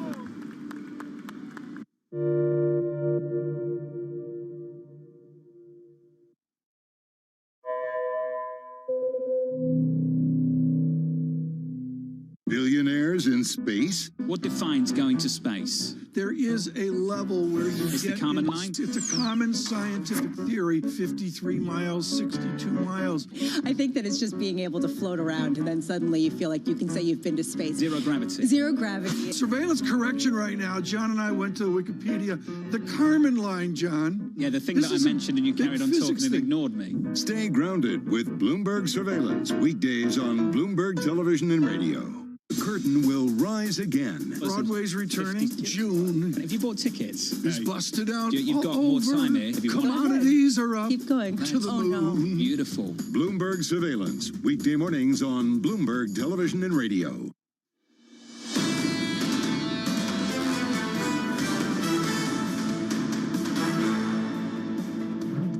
You know, what happens in Spain is, I think, very, very important, very positive, which is that we don't find any kind of rejection from our population regarding vaccines.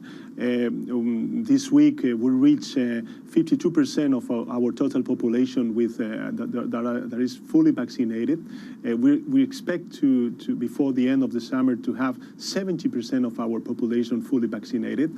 We are now starting to vaccinate the youth, because we focus in the beginning of this vaccination campaign, you know, the people which ages, you know, they are older and of course, you know, most vulnerable to COVID. So, you know, we are expecting a new phase in our fight against COVID, and thanks to vaccines and the vaccination campaign, and thanks mainly to our population, we are, you know, speeding up day by day our vaccination campaign. So we're very positive and I'm very optimistic about, you know, the situation that we will face regarding the COVID in September. One thing that I'm really proud of Spain is that during this last academic year, we kept open 99.5% of our classrooms. So that this was something, you know, incredible, because if we compare to other countries, you know, unfortunately they had to lock schools, but we kept open our schools rooms by 99.5% during this last academic year, and I'm so proud of it. Interesting. As a mother of four, that's really interesting to hear, and also appreciate your sharing the stats on the vaccination rates. That is impressive. You know, we started with Apple, and I want to end there. You mentioned that Apple is investing in artificial intelligence in the country. You know, I'm curious if you can share any more information about Apple's strategy in Spain. Of course, they've got a huge presence across Europe, but what more should we expect to see from Apple in your country?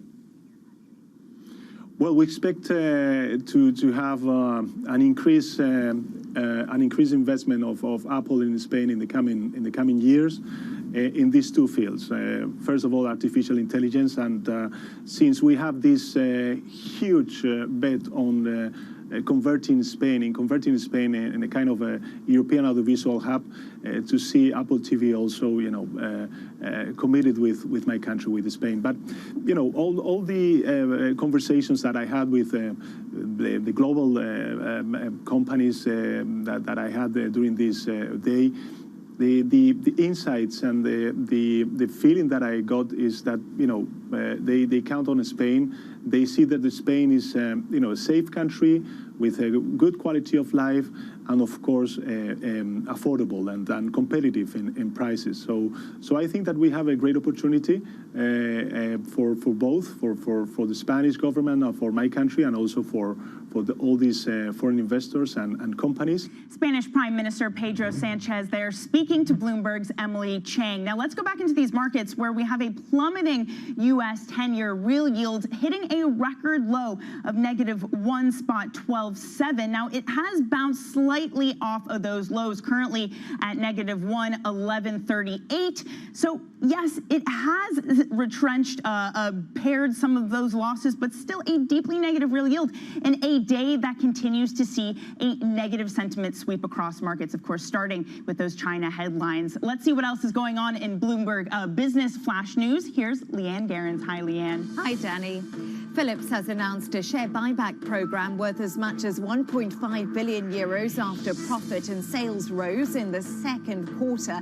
The Dutch maker of respiratory gear and body scanners is planning to buy back as much as 4% of stock over a 3-year period. Beginning this quarter, Philips has been making acquisitions to build out its telehealth and diagnostics portfolio. We saw strong growth in the quarter, 9%, and a nice profit expansion. So Philips is delivering on its guidance, and we see a lot of customers signing up for long-term strategic partnerships because they believe in our strategy. They want to invest in telehealth, in informatics, and improving healthcare around the world. Now, tobacco giant Philip Morris, the maker of Marlboro, is said to be planning to end all cigarette sales in the UK within the next decade. The Mail reports the CEO says the plan is part of a strategy to phase out traditional tobacco products and encourages switch to alternatives like e-cigarettes. The UK government has laid out a roadmap for Britain to go smoke-free by 2030. And that's your Bloomberg Business Flash. Danny. Leanne, thank you so much. Leanne Gerrans there here in London. Now, Ryanair aims to halt losses this fiscal year as the easing of coronavirus curbs spur a surge in summer flights to European beaches. The CFO of the region's biggest budget airline spoke to Bloomberg earlier. We would anticipate that we will make some profits over the second quarter of this year. We're seeing a great resurgence in bookings since the EU digital COVID certificates have been rolled out. That's giving a lot of confidence, and we would anticipate that this will feed into the profit in the second quarter. I would like to see a little bit more confidence in the UK, and it's rumoured that France will go off the amber list onto the green list in the course of the next week or two. So I think confidence is rising in the United Kingdom. We now have 80% of the population vaccinated there. Europe has done a very good job in catching up, and again, huge resurgence in bookings over the past number of weeks, particularly as the EU digital COVID certificate has been rolled out. How much of a capacity change and of a business change will it make to Ryanair if that changes and the UK accepts vaccines from outside of the NHS system? It won't be a capacity issue for us, Manus. It'll be a higher load factor. So you'll see the load factor increase from the 73% we had in the last quarter up into the 80s and hopefully towards the 90s, as I said, towards the back end of this year. We've got most of our capacity flying at this point in time, and we have it very well deployed across our European networks. So Neil, when we look at this, where are your opportunities to expand now? And you say you're nimble enough to do so. So what has COVID done in terms of throwing up opportunities in places where you perhaps were not looking before that you are looking at now? Oh, it's phenomenal, and the very fact as well that we've got the game changer aircraft coming in. We'll have 60 of those before the summer of next year, 210 over the next 4 to 5 years, is giving us massive opportunities. A lot of airports around Europe not only looking for growth but also looking for restoration of traffic where airlines have failed or they've pulled significant capacity out. And I think you can see that in the bases that we've already announced for this year, a number of new markets and indeed going into existing markets. Arlanda in Stockholm is a base that we've announced. That would have been traditionally Norwegian and SAS base, very hungry for our traffic up there now. We've gone into Billund in Denmark. We've increased capacity significantly in Helsinki. But at the same time, we're growing in Italy, where we're already the #1 carrier on the back of Alitalia and their issues. We've announced a new base in Turin. We've doubled our capacity in Fiumicino in Rome. We have expectations that we'll do a lot more in Portugal, again, where we're one of the largest carriers on the back of TAP pulling out capacity, and of course getting opportunities in Central and Eastern Europe as well with our new base in Riga. Our airline Loud Emotion opening up bases down in Zagreb and Sadar. So lots of opportunities all across Europe, and we anticipate that we'll see more of those. That was Ryanair CFO Neil Sorahan speaking to Bloomberg earlier. Everyone optimistic and hopeful that they will get their summer holiday. Now we're going to stick with corporate news, and Credit Suisse seeks to move past its string of recent scandals. The Swiss bank says it has settled its spying case with the former wealth chief Iqbal Khan. We're going to discuss that up next. This is Bloomberg.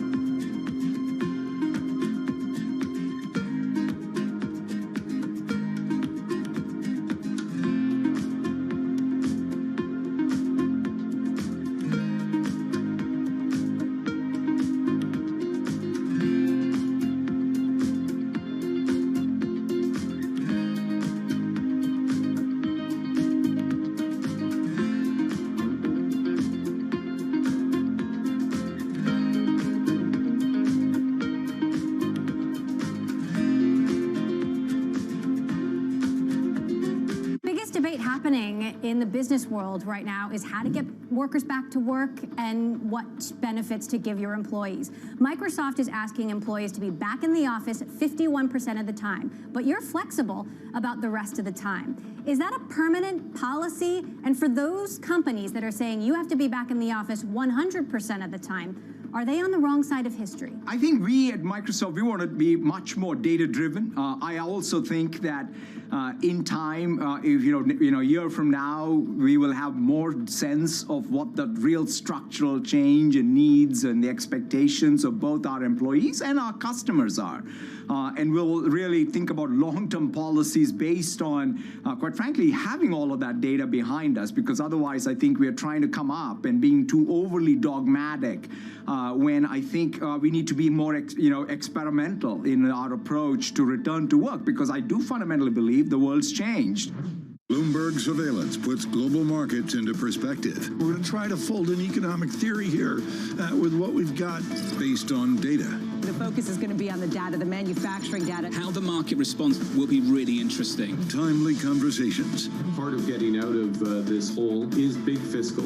Keeping you up to date on trends. When do you take this thing off? So you put it on to take it back off. Wake up with Tom Keene, Jonathan Ferro, and Lisa Abramowitz. Weekday mornings on Bloomberg Television. This is a market that over the past few weeks has made it clear it wants to go higher. It got a little spooked by the idea that geopolitical tensions are rising.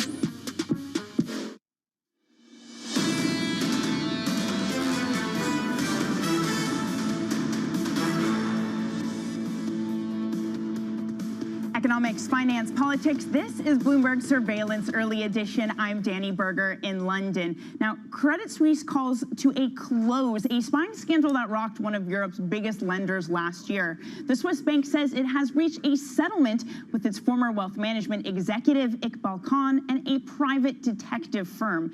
A spokesperson for Credit Suisse has said that all involved parties have agreed to settle, and this matter is now closed. Joining us is Bloomberg's managing editor for EMEA Finance, Michael Moore. Okay, Michael, they say that they've settled. The matter's now closed. What do we know about the settlement?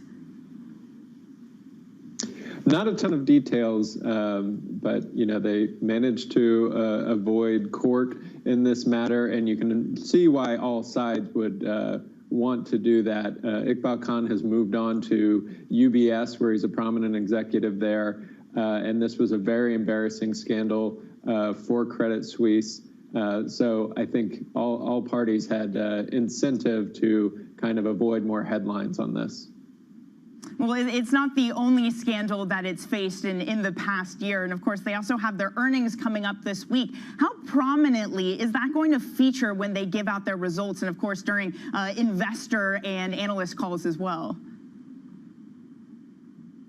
Right. So there's certainly a lot of questions about, the compliance and risk controls at Credit Suisse. I mean, the Khan issue goes back, all the way to 2019 under Tidjane Thiam, who was forced out over this issue. The fact that they were spying on a former executive, they were indications were that the bank was concerned that he might poach talent, and that was the reason for it. But it certainly blew up into a huge scandal for them. And then they moved on to Thomas Gottstein, tried to enter calmer waters. They were trying to reset, but then ran into a number of issues over the past year, including the collapse of Greensill Capital and Archegos. So there's going to be a lot of questions about, how much is it going to cost to clean up all these issues, to settle all the legal side of things, and then, also going forward, how do they avoid some of these issues? Right, all about costs, certainly. And look, it's not just Credit Suisse, of course, that's in focus this week. We have many other European banks also reporting. And at the same time, the ECB saying that it will lift its dividend cap. What should we expect from that announcement? Are we going to get some read through on earnings, what dividends and investor payouts might look like? Yeah, I think all the banks had been anticipating this. You had heard them earlier in the year talk about wanting to do, resume payouts or do some special dividends in the second half of the year, given the capital they've built up over the last 18 months. And having that green light from the ECB gives them a little more freedom to talk about it this week, to give investors some idea of their plans. Profitability has bounced back pretty well in the first half of the year from what we've seen so far. So a lot of these banks have been building up capital, and the shares have done pretty well recently. They would like to continue that momentum by giving some of this capital back. Right. And certainly something shareholders will be excited to see as well. Michael, thank you so much for joining us. That's Bloomberg's managing editor for EMEA Finance, Michael Moore. Now, quickly, let me just bring you where the U.S. 10-year real yield stands at this moment, because it had fallen to a record low, lower than a -1.12. It's given up some of those losses, paired slightly. We're at 1.1124, but still, it perhaps is not just the China concerns, it's growth concerns that's weighing on this market as we head into a busy week of earnings, of continued watching out on these China headlines, and of course an FOMC meeting that will certainly cause more volatility. Bloomberg Surveillance Early Edition continues in the next hour. Matt Miller joins me out of New York alongside Kaylee Lyons. We're going to continue this conversation and keep you on top of these markets. This is Bloomberg.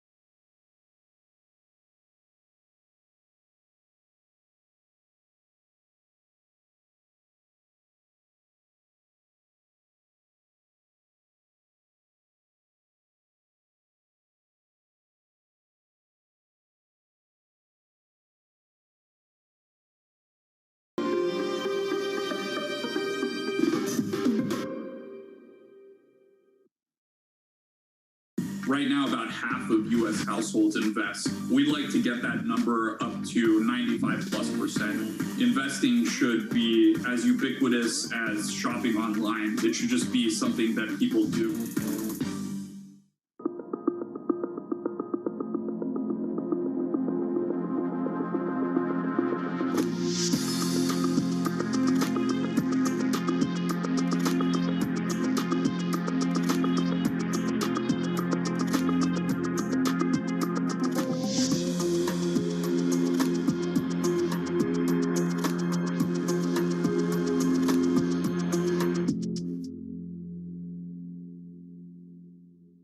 Trading revenues coming in better than expected. Everything cash, $1.4 trillion of cash. One of the most notable aspects of this report that was stellar.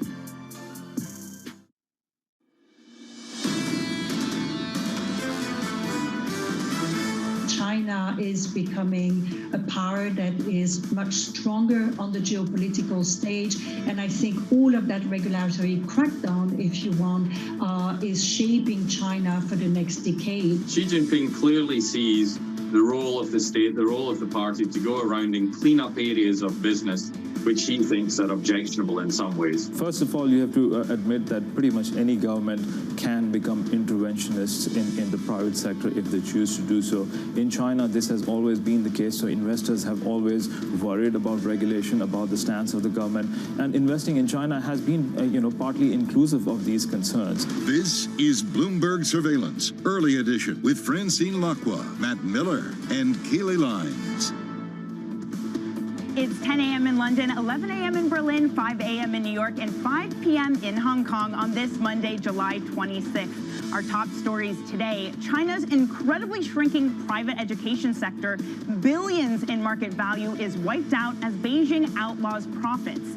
China declares that relations with the U.S. are at a stalemate. High-level talks between the two countries get off to a rocky start. Nancy Pelosi says, not so fast. The House Speaker says the bipartisan infrastructure bill won't get a vote until the Senate delivers a much larger Democrat-only plan. I'm Danny Berger in London with Matt Miller and Kaylee Lines, both in New York. Francine Lacqua is off this week. And it's a bull market that, for the most part, had been undeterred, with Friday hitting new records in the American equity market. But Kaylee, futures pointing downwards, as certainly that bull market getting a big test today in the form of what's coming out of China. Yeah, that China crackdown on education companies, Danny, making them, banning them from having profits, from going public, really is weighing on risk sentiment. We certainly saw this in the Asian session. There was one exception. Japan was higher after reopening after a holiday, but the Hang Seng in China and Chinese equities really underperformed, down 4% and 3% respectively. And the Hang Seng Tech Index was down about 6.5%. Of course, the big drags within that index were some of those education companies, the likes of New Oriental, which fell 41% in the Friday session, fell another 47% today. We're talking a decline of nearly 90% in just 2 days. And as that weighs on risk assets, investors seem to be looking for safety elsewhere, including in Chinese government bonds. That yield moving lower to 2.87% on the 10-year. And the Japanese yen is the big outperformer in the G10 space, stronger against the dollar by about 0.25%, sitting at 110.24. Here in the U.S., as Danny said, we are coming off of record highs that we saw at the end of last week, but futures are softer this morning, down about 18 points on S&P E-minis. You are seeing that bid coming into the bond market here in the U.S. as well, down about 4 basis points on the 10-year yield to 1.23%.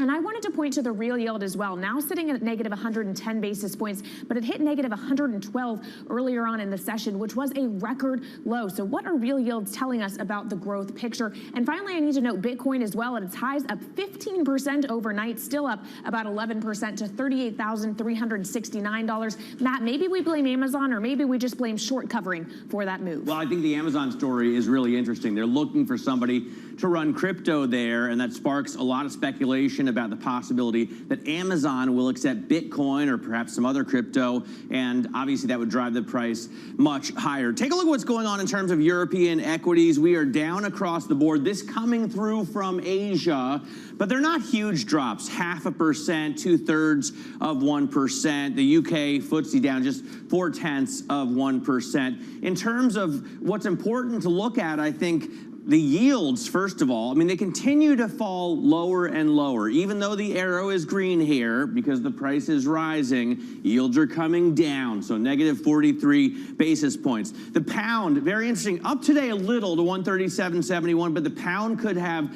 its first back-to-back monthly drop against the U.S. dollar in a couple of years now, and that is because there's a concern about the spread of the Delta variant and also because of the Brexit issues that are lingering. Ryanair, though, is a gainer today, and it's one of the biggest gainers on the stock 600 because the airline is expected to post a profit in this quarter. It's doing really well as summer travel opens back up, as people start going to the beaches again in Europe. Even though there's a lot of fear around the spread of the Delta variant, remember that in terms of deaths, 99.5% of those cases are unvaccinated. In terms of hospitalizations, 97% of those cases are unvaccinated. So in terms of what vaccinated people can do, they can feel safe, they can travel.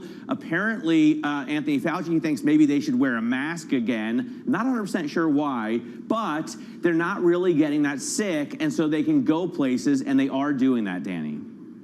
And that is so important, Matt, not just for what's going to happen to Ryanair, but I think it's really fascinating for this supply picture, because if you think about it, if people can spend money on services, if they can travel, they're not going to maybe be buying motorcycles or cars or things like that, and maybe that will relieve some of the pressure that we're seeing on these manufacturers. Right. I mean, there's still a few motorcycles that I want to buy, but I'm more into the classics, into the older stuff. There's not a lot of new bikes that I need. I'm sure for other people, though, you're right. They're going to be spending money on travel, on hotels, maybe going to the movies again, other services. I always think of getting a massage. I don't know why, because I'm not a massage person. Maybe mani-pedi. I like to get a mani-pedi. Maybe that's the kind of thing you're going to be doing more and more now. Yeah, exactly. A mani-pedi, massages, all service stuff, all stuff you probably wouldn't want to do when COVID was at its height and you didn't have a vaccine. So we'll see how that factors into the data. And look, it is a busy week as to what's ahead. It's another big week for earnings, and that starts with Tesla today, which reports after the bell. We're also going to get some more tech giants with Apple and Alphabet follow with their results on Tuesday. And if that's not enough for you, the Fed rate decision comes Wednesday with a big focus on the pace of its bond buying program as we see bond volatility start to pick up and concern these markets. And then on Thursday, it's Amazon's second quarter numbers, and we'll also get a read on U.S. GDP. Now, that's the U.S. picture, but in these markets, it's been all about China so far this morning. It's the latest crackdown from Beijing, and China will overhaul the $100 billion tutoring and education technology industry, a sector it says has been hijacked by capital. Bloomberg's Juliet Sally joins us now from Singapore. Juliet, you've been all over these market moves. Just how negative of a reaction are we seeing in terms of investors digging through the latest moves out of the Chinese government? Yeah, hey, Danny, it's been pretty negative. We know that this clampdown from China has been coming across a broad range of industries, specifically in the tech sector, and certainly online education tech hit very hard today as we had that reality, as you mentioned, that they are clamping down after calling for that hijacked by capital needing an overhaul. You saw the overall Hang Seng index drop the most since May last year. It's now erased 2021's gains, holding at December lows. The Hang Seng Tech Index has fallen by the most on record intraday, and it's holding at levels we haven't seen in a year, while in China, the CSI 300 erased all of this year's gains as well. All of this has also led analysts to scramble to cut their price targets on a number of the stocks and also in the sector as a whole. JP Morgan saying that this has basically been the worst case becoming a reality. They remain underweight on the sector, and Citi has reiterated its sell on a number of the key players. Kaylee was mentioning some of the big names that were hit hard today. If we have a look at just how these price targets have been cut on this GTV chart, Jefferies also slashing price targets, saying that this could reduce competition and lend support to privatization of companies. And Nomura saying as well that you would see a lot of foreign investment, Matt, just here on the sidelines. You know, the interesting thing to me, Jules, is that the idea that since education is so expensive, especially because of these for-profit businesses, that hinders parents from having more than one child. And of course, the government wants to push them towards having 2 or possibly 3. So this is, in a sense, a program intended to help boost reproduction. I think that's really fascinating. Nonetheless, it's the second kind of clampdown that we've seen after the tech, fintech clampdown, now education. And so the question is, what's going to be next, if there is, because it looks like the Communist Party is really on the move here. Yeah, absolutely. And we saw that happening with the food giant Meituan plunging the most on record in late trade. And this is after we heard that China could be clamping down on the food delivery service as well. We're hearing for rules here to try and ensure drivers' rights. So you saw Meituan closing down by almost 14% there. But this is all playing into the overall Hang Seng Tech Index as well, which was only set up a year ago. So tomorrow is actually the one-year anniversary. But this crampdown that we've seen basically since the peak in February, when it had risen some 59%, has now wiped more than $550 billion off this index, seeing it underperform the peers, its own peers, the Chinex, and also the NASDAQ listed in the US, as this index continues to drop, now down by around 13% since the beginning of the year. One interesting point, Kaylee, when we did see this weakness in the education sector, you saw a big spike in piano stocks, so people moving perhaps from online tutoring to playing the piano in afternoon trade, but certainly a big, tough day for Asian equity investors today. Kaylee. It is indeed. Thank you so much to Bloomberg's Juliet Sally. And keeping the conversation on China, but with a geopolitical angle this time, China lashed out at U.S. policies in a tense start to high-level talks, declaring the relationship between the world's two largest economies in a, quote, stalemate. Emily Wilkins, Bloomberg government congressional reporter, joins us now for more. So, Emily, a stalemate is maybe not as bad as further deterioration, but where does this relationship go next? So we're going to be keeping a very close eye today on the second top diplomat from Washington, Wendy Sherman, as she goes to China. She's already had one meeting. She'll also be meeting with China's foreign minister a little bit later today. And we're keeping a close eye on what the tone of those meetings are. Remember, the last time that the U.S. and China officials met face-to-face in Alaska, the meeting was very acrimonious. There was a lot of tension there. The idea behind these talks that are going on right now is to keep lines of communication open between the U.S. and China and potentially pave the way for a meeting between President Biden and President Xi Jinping a little later around the time of the G20 summit. So I'm more interested in terms of what's happening in Washington, Emily, in Pelosi's latest Sunday television show appearance, in which she basically said, we're not going to move forward with the compromise unless we first get everything else we want passed in the Senate. So how do Republicans feel about that? Well, Republicans aren't super thrilled about this, but look, this isn't a new position. Pelosi has been saying this for a while, and she's been saying it because a number of progressive Democrats in the House have said, look, we're not going to be voting for this bipartisan infrastructure plan until we can vote with it alongside a larger reconciliation package. And that's their way of sort of putting pressure on the Senate and saying, hey, Senate Democrats, we need you guys to get that $3.5 trillion package together with things like childcare, things like education, potentially immigration, all that different stuff. Progressives believe that they really need that second package to go along with the first. Now, Republicans, they're not super thrilled about that. Even some Democrats who are more moderate say that they just need to move right now on that bipartisan infrastructure package, not wait for the $3.5 trillion plan. But at this point, Speaker Pelosi is holding firm, saying that the House will wait to vote on the bipartisan infrastructure until they get that second plan. All right, well, all eyes certainly on Capitol Hill this week. Thank you so much to Emily Wilkins of Bloomberg Government, up early for us in Washington this morning. Now taking a look at some stocks moving in early hours here in the U.S. I want to begin with an upside mover because, you know, it's Monday morning. To start us off on a positive note, MicroStrategy up nearly 13% in early hours. Of course, this is a stock tied to Bitcoin, and with the boost we're seeing in Bitcoin, it is giving a lift to those shares. To the downside, though, one is Virgin Galactic. News over the weekend that one of the company's chief test pilot has left. He was really key in Richard Branson's own space flight earlier this month, so a bit of a blow to Virgin Galactic. Those shares down about 2.8% before the bell. And finally, as we were discussing with Juliet Sally, we are really seeing pressure coming for some of these Chinese education technology companies. We saw that playing out in the Asian session, but the U.S. listed ADRs under pressure as well, one being Gaotu, which is down 29.25% before the bell, Danny. Kaylee, on a day like this, when you see Bitcoin outperforming, you have to wonder if this, I know it's being driven by Amazon and perhaps covering is vindication for the Bitcoin bulls. That look, it is giving you protection in a very risk-off day. Well, we'll continue talking about that risk-off day. Up next, we have Geoff Yu, BNY Mellon Senior Strategist for EMEA Markets, and later, Kiyu Jin at London School of Economics Associate Professor of Economics. This is Bloomberg.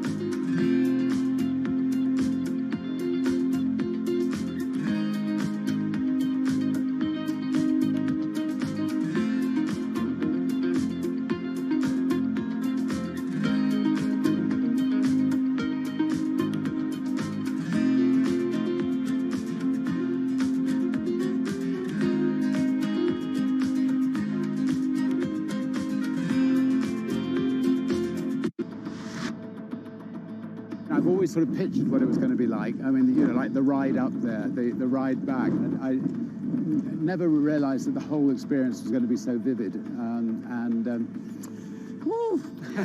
But beyond sort of the satisfaction of your own goals being achieved, what does today symbolize for the company and also for all those children that were present earlier? Well, look, for the children, we've just got to get building as many spaceships as we can, as fast as we can, so that one day those kids will have the chance to have a similar experience to what I had. And that we will do. We also launched this giant global raffle today, so that, you know, two kids for, just $10 for a pair of tickets. If they could win the raffle, they can go up. But that money will hopefully enable many people to be able to go up who could never have dreamt of going to space.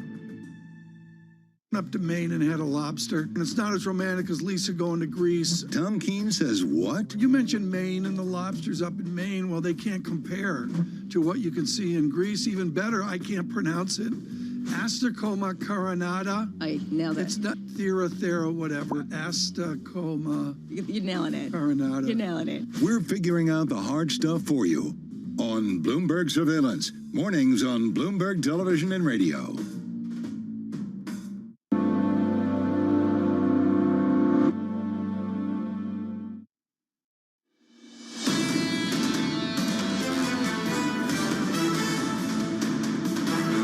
This is Bloomberg Surveillance Early Edition. I'm Matt Miller with Kaylee Lyons here in New York. Danny Berger is in London. Francine Lacroix is off this week. Now, I keep wanting to call this Bloomberg Surveillance China Edition because China plays so prevalently in the news today. But we're going to kind of pull that back to America this week as these gigantic companies start producing or publishing earnings, I should say. This is a really interesting chart. And as I show this, I'll welcome our listeners on London DAB Digital Radio. Clearly, you can't see this chart, but what it illustrates is that the valuation gap or the valuation premium for the largest cap U.S. companies has hit a 20-year high over the smallest cap U.S. companies. The explanation for this is really simple. I'm not sure if it's because they're gigantic or if they're gigantic because everybody wants to get in on Google, Facebook, Amazon.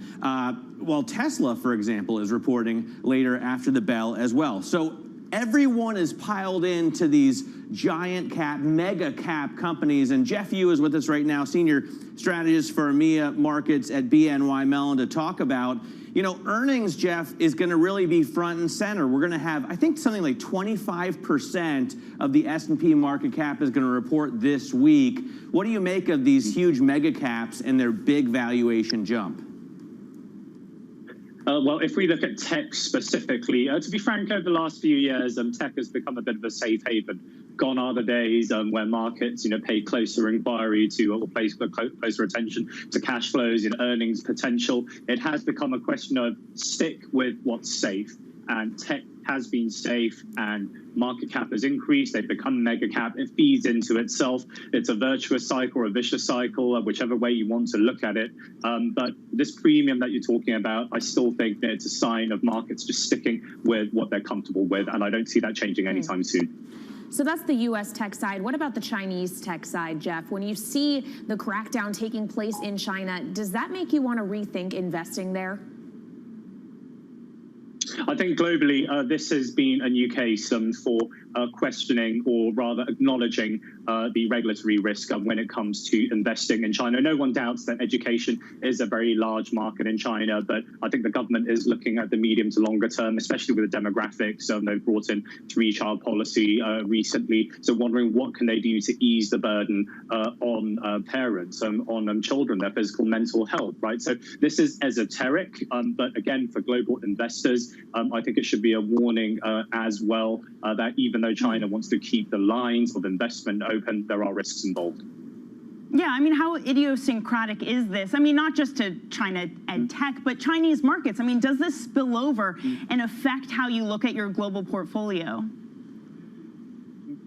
I wouldn't say in the shorter term, because from a global portfolio's point of view, asset allocation is actually still quite underweight China. So even though this side of the equation still is uncertain right now, over the medium to longer term, China is going to be the world's largest economy. That is certain. So you don't want that mismatch when China becomes the world's largest economy. And finally, in the in the latest 5-year plan, they stress they welcome international investment into China's capital markets to capture China's growth. It's just growing pains for the time being, and again, a lesson for international investors. I think it's really interesting, Jeff, as a move to alleviate the pressure on parents and the pressure on kids as well. It makes more sense and less sense as a market control mechanism. Doesn't that mean if you see any drops in other markets as a result of this, it's a great opportunity to buy the dip?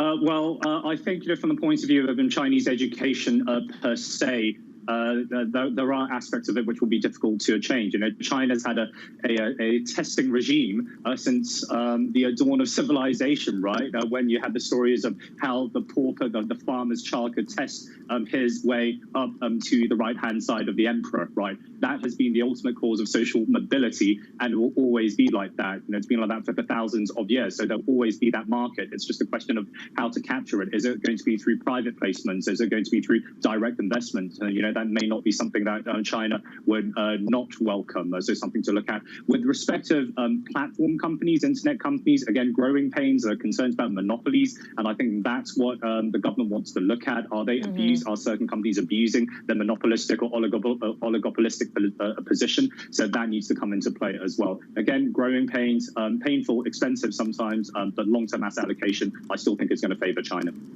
All right, thank you so much for your time today. That's Jeff Yu, Senior Strategist for EMEA Markets at BNY Mellon. This is Bloomberg.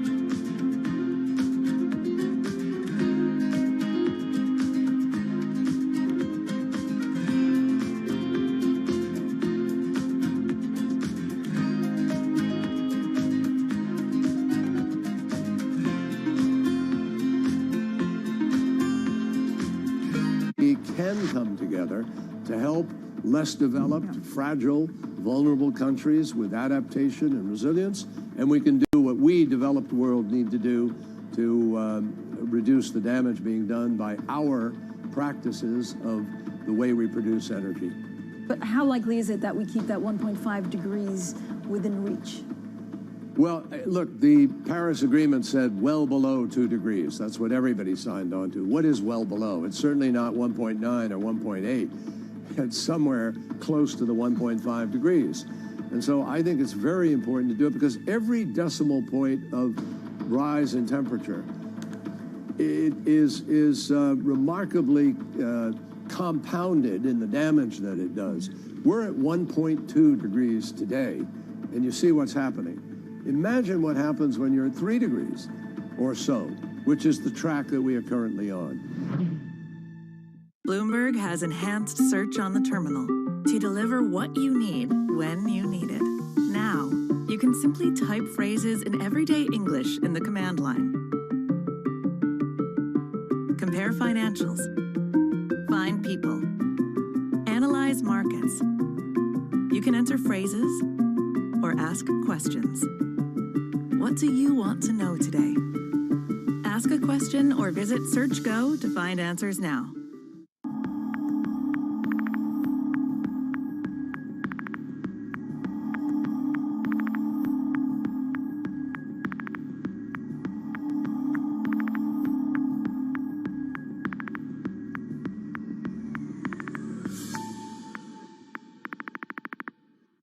Wednesday, the Fed decides. How worried are they about inflation? What will they signal about tapering? Coverage begins at 1:30 p.m. Eastern on Bloomberg Television and Radio. Trading revenues coming in better than expected. Everything cash, $1.4 trillion of cash. One of the most notable aspects of this report that was stellar.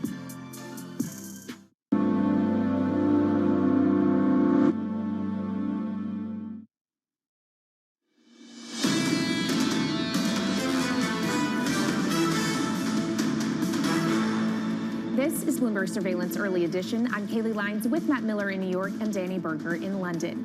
Now let's get the first word news. And the White House is looking to shift the way it talks about inflation. Republicans are trying to use the issue to kill President Biden's plans to spend trillions on social and infrastructure projects. Democrats plan to have the president use plain language explanations and assure people price hikes will fade in time. In the UK, the number of new coronavirus cases has dropped for the 5th day in a row. That's a potential boost for Prime Minister Boris Johnson following a chaotic week since the lifting of pandemic restrictions. Johnson's government has dropped social distancing rules and done away with mandatory mask wearing. And NBC saw a huge decline in the viewership for the opening ceremonies of the Olympics. Friday's event drew about 17 million viewers, including people who streamed it digitally. That's down about 36% from the opening ceremony in Rio 5 years ago.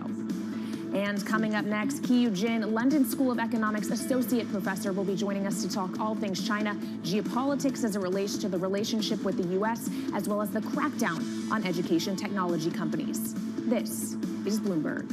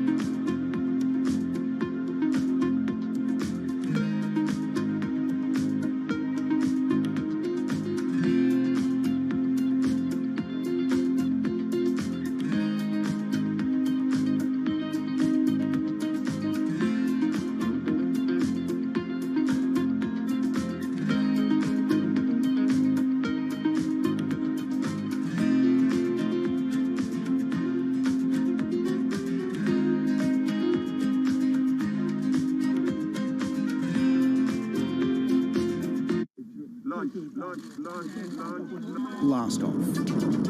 China's first manned mission in 5 years is on its way. 2 veteran astronauts and 1 newbie are making their way to Tianyi Space Station, which means heavenly harmony. They're travelling in the Shenzhou 12 spaceship, launched by a Long Mark 2F Y-12 rocket. 我们一定服从命令，听从指挥，沉着冷静，精心操作，圆满完成神舟12号载人飞行任务。 The crew members will be staying at the station for 3 months. They'll be carrying out experiments, testing equipment, maintenance, and more.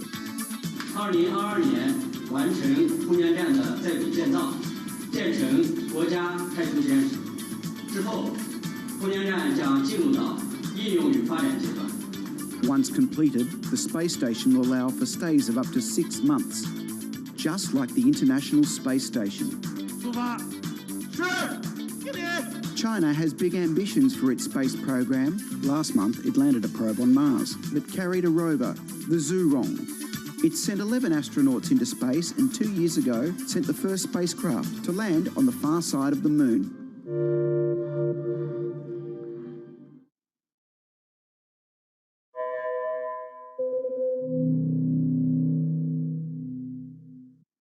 I'm David Weston. Bloomberg Television is reinventing one of the most iconic brands in financial television for a new audience. Join me to see the news program for the clever investor. This is Bloomberg Wall Street Week.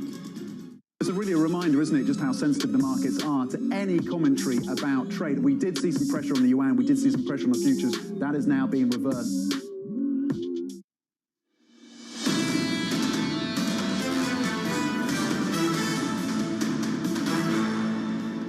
This is Bloomberg Surveillance Early Edition. I'm Danny Berger in London with Matt Miller and Kaylee Lyons in New York. Francine Lacroix is off this week. And there are certainly many opportunities for markets to get a jolt of volatility, be it the China headlines after coming off all-time highs. But Matt, I think the European picture is fascinating today with Germany's IFO survey of business confidence coming out, not just missing expectations, but falling from the prior reading. And it's not the current business climate they're worried about, it's the future climate, which means that the spending picture and hiring picture, that comes into question. Well, and especially when you consider what's yet to come in terms of European and specifically German data, right? We get inflation out and we're expecting to see huge numbers there as well because of the base effects from a tax cut to ease the COVID pain. Now, Germans are notoriously unhappy about inflation, and that still is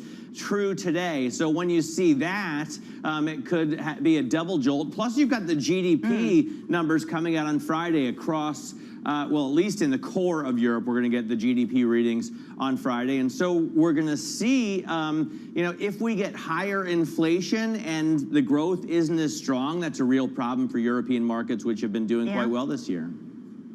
Yeah, and look, this has been a really big problem with the supply-demand mismatch. That part of the reason that the supply hasn't been there is because these corporations, these manufacturers, didn't want to spend up thinking that the demand wouldn't be there. So if they're worried now, that could certainly impact things. But Kaylee, of course, it's not just European markets under pressure this morning. It seems to be the global market picture moving into risk off. Yeah, and it really did start in the Asian session, Danny, with China's crackdown on education technology companies, meaning that they can't take any profits, they can't go public, and they can't raise foreign capital. That weighed on risk sentiment there, and that really is following through into the other regions of the world. We are seeing that in Europe. Though we are off session highs, we're down by about 0.4% or so on the stock 600. And here in the U.S., after closing at record highs on Friday, we do look set for a lower open in about 4 hours' time, with futures down about 0.3%. You are seeing some safe haven seeking in the bond market. We're down about 3.5 basis points or so on the 10-year yield. 124 is where we sit. Will the Fed on Wednesday change the trajectory for the Treasury market? And then, of course, we're also watching Bitcoin up 15% at the highs, still up around 11% to $38,000, on part on speculation that Amazon may be getting into the crypto business, but also there may be some serious short covering going on. Whatever the reason, that lift in Bitcoin is lifting Bitcoin-related equities in early hours, right? Blockchain up 19%, Coinbase, the exchange, up 6% as well. Plunging to the downside, though, are some of those Chinese technology companies. The ADRs in early hours here in the U.S. are under immense pressure. New Oriental down 23%, and Gaotu is down the better part of 30%, Danny.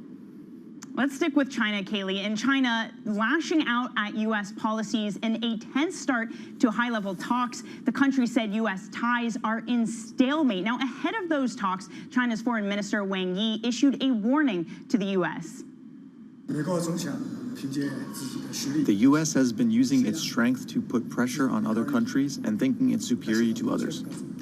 We need to tell the U.S. clearly, there is no country in the world that is superior than others, and there shouldn't be one. China will never accept any country that claims to be superior than others. If the U.S. has not learned to treat other countries equally, China and the international community have the responsibility to help the U.S. learn this lesson properly. Joining us now to get into this is Keiyu Jin, Associate Professor of Economics at the London School of Economics. Keiyu, thank you so much for joining us today. Just how far have relationships plummeted between the U.S. and China? Well, it's certainly going in one direction, that's for sure. But I want to say that we need to distinguish between a war of words and a war of deeds. It's important to understand that there are different layers of how China sees the U.S. and China-U.S. relations, at least from the Chinese point of view, the top leadership, which is really about preserving the harmony and fostering good relationship between the Biden administration, and then the working level at the foreign ministry and the general public. They are all very different things. You know, we have one of the issues is trade has been a problem, or at least in the eyes of some, trade has been a problem because the U.S. Buys so much less stuff, or buys so much more stuff than it sells to China. And I'm just looking at this chart last week. I'm sure you're familiar with it. We see trade, the surplus that China has going from a low in 2002 to a high in 2021. And it, with the exception of the COVID blip, it hasn't really stopped climbing. How do you view this? How does China view this? And is it possible to turn it around? Well, this just demonstrates that all of the economists prior, that the tariff war is not going to reduce the U.S. trade balance deficit, has proven to be right. You know, China's still in the position where it just produces much more than it consumes. And whether the exchange rate changes or tariff wars or trade policies, that's just not going to change the fundamental aspect of savings and relationship, which is a macro issue. Consumption has been weak because demand has been weak. Even though China has recovered first, we're seeing a slowing down of recovery economic growth. And there's a really lack of demand issues, and people are having precautionary saving for a variety of uncertainty reasons. Professor, does this change as the Chinese economy grows, as Chinese workers are paid more, as U.S. manufacturers and European manufacturers perhaps look into Asia ex-China for more production? I think we were going in the right direction, you know, in the last few years. China's consumption is increasing. There are lots of policies that's encouraging households' consumption. And, you know, Chinese young generation like to spend. They even like to borrow. The generational shift is absolutely stunning. A big contrast with the older generations. But of course, the pandemic hit and people are very uncertain of the future, geopolitical tensions, and we're just, you know, the whole country is slowing down. But I think when the world really recovers, and who knows when that's going to be, the consumption story is definitely going to be the story of the day. You talk about China slowing down. Do you think that slowdown has been over-exaggerated, and what would that mean for the PBOC? I think the slowdown is real. We see, you know, a slowing marginal effect of investment. We're seeing contracted fiscal spending, also because China has to balance the financial risks with economic growth. And because of the pandemic, there's a huge amount of credit and debt issues that's surrounding companies, private firms, SOEs alike. I mean, these are real big issues. But I think China will use monetary policy, monetary expansion, while being a little bit more constrained on the fiscal side to balance that off. But economic slowdown is both for structural reasons and cyclical reasons. And does the crackdown we're seeing for some of these technology companies, obviously education technology companies, the latest, exacerbate that slowdown, lead to a lack of investment into Chinese assets? I don't think we're going to see an immediate effect. I do not think that this crackdown will kind of mitigate the dynamism in the Chinese technology sector and entrepreneurial spirit. Look, you don't really have to be China's richest man to be very, very rich and with a very successful technology companies. And for sure, the entrepreneurial spirit is still there. I think we need to make a more nuanced distinction between sensitivity and security data spillover kind of technology companies with the rest. Don't forget, there's only one way for China to continue growth, which is innovation and technology. And with the recent backdrop, it's going to have to do it on its own rather than through importation. Kaylee there mentioned the flow into China assets. I'm wondering what happens to foreign inflows and how sticky they are, considering we've seen more benchmarks introduce Chinese assets. Do flows necessarily stay in China despite of what's happening because of these passive type instruments investing in China? Well, it's first of all important to say that Chinese government is totally committed to the financial sector opening up and liberalization as a one directional thing. It will be good for the Chinese financial system itself. It will be good for competition. And I think the government is committed to doing that. I think that China is going to be a country with lots of uncertainty, lots of shocks, reform shocks, monetary fiscal policy shock, all kinds of policy directional shocks.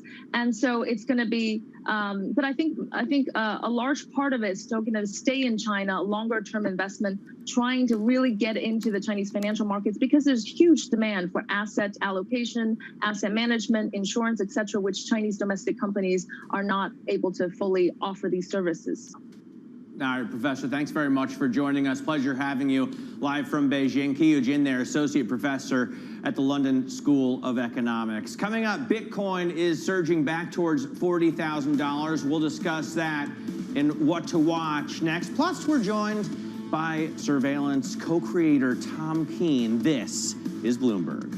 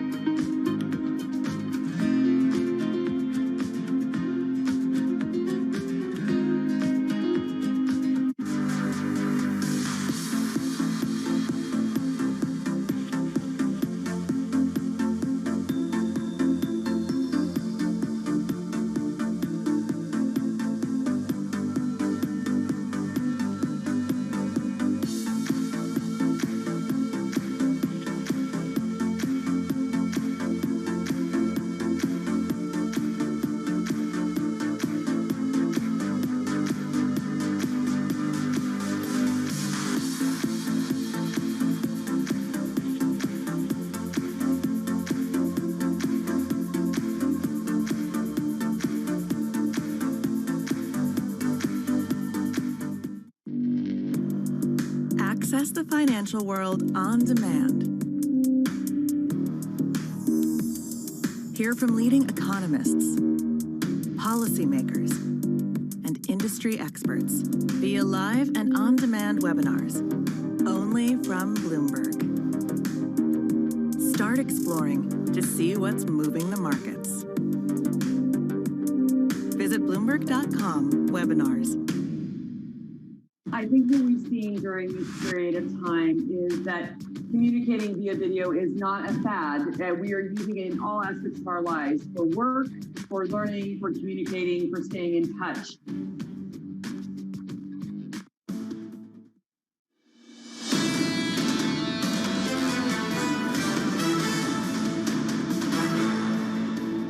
This is Bloomberg Surveillance Early Edition. I'm Danny Berger in London with Matt Miller and Kaylee Lyons, both in New York. Francine Lacroix is off this week. Now, Bitcoin's climbing the most in 2 months today. This is partially due to ongoing speculation over Amazon's potential involvement in the cryptocurrency sector. Now, meanwhile, gold, the digital Bitcoin equivalent, if you will, gold steadying as investors wait for the Fed meeting this week. Gold is analog Bitcoin. Yeah, exactly.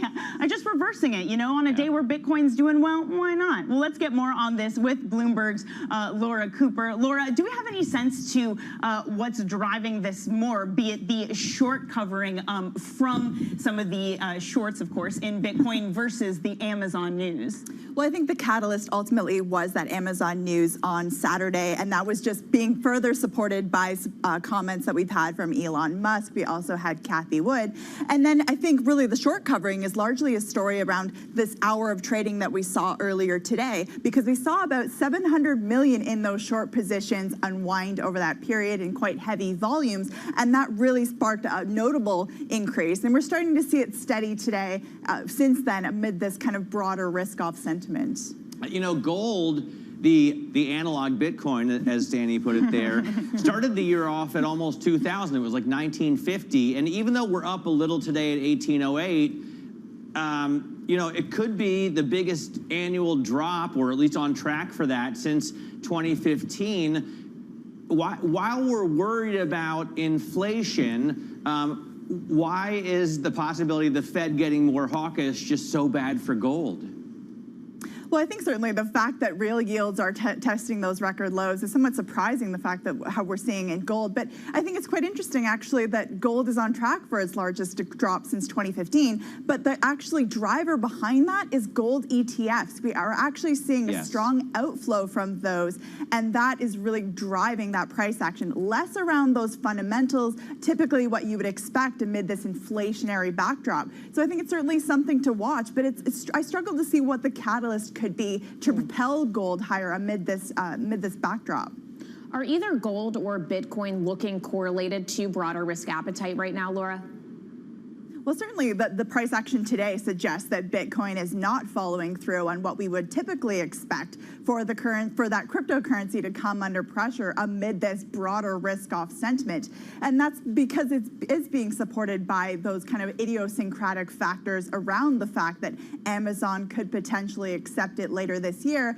But I would expect that, you know, we could see that further come under pressure because broader risk sentiment is taking its cues from the fact that the U.S. could be facing peak growth right now. So that's really the dominating force, I think, for markets at this juncture. And Laura, I mean, do we have any idea of how much similarity there is in someone who's going to be trading Bitcoin in some of these broader type assets? Is it institutionalized enough that it should trade according to what the broader market is doing? Well, I think that should be the case at this point. The fact that over the past year or so, we have seen just the demand for Bitcoin broaden out beyond just those kind of retail investors. So I do think that this is a trend that's going to stay. I think that's why we aren't seeing the type of drawdown in cryptocurrencies that we have seen in previous sell-offs, notably around that 80% mark. Yes, Bitcoin remains well below that $65,000 peak that we saw earlier this year, but you know, I do think there are still those fundamental supports in play. Notably, if we get clues from Amazon later this week in their earnings that yes, they are confirming that they could accept cryptocurrency on their online platform. That's a game changer. I'll tell you what, you know, as the equity market was rallying last week and Bitcoin was selling off, one analyst suggested that the kids were liquidating Bitcoin positions to buy the dip that we had seen on Monday. So, Laura, thanks very much for joining us. Bloomberg M Live's Laura Cooper talking to us about what's going on in the markets. Coming up, Lucid Motors, highly anticipated IPO. Is it an IPO set for today? I guess the SPAC merger will be completed. We're going to speak with the company's CEO, Peter Rawlinson. That's at 10:30 a.m. in New York, 3:30 p.m. in London. This is Bloomberg.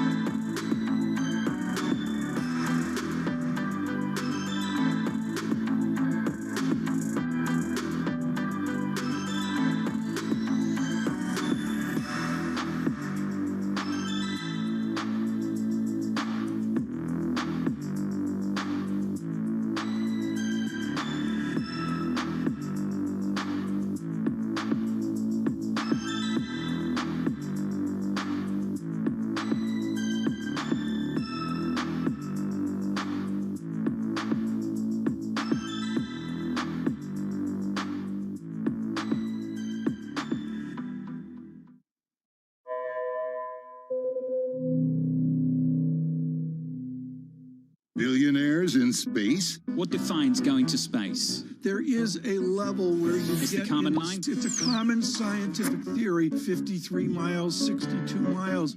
I think that it's just being able to float around, and then suddenly you feel like you can say you've been to space. Zero gravity. Zero gravity. Surveillance correction right now. John and I went to Wikipedia. The Kármán line, John. Yeah, the thing that I mentioned and you carried on talking and ignored me. Stay grounded with Bloomberg Surveillance, weekdays on Bloomberg Television and Radio.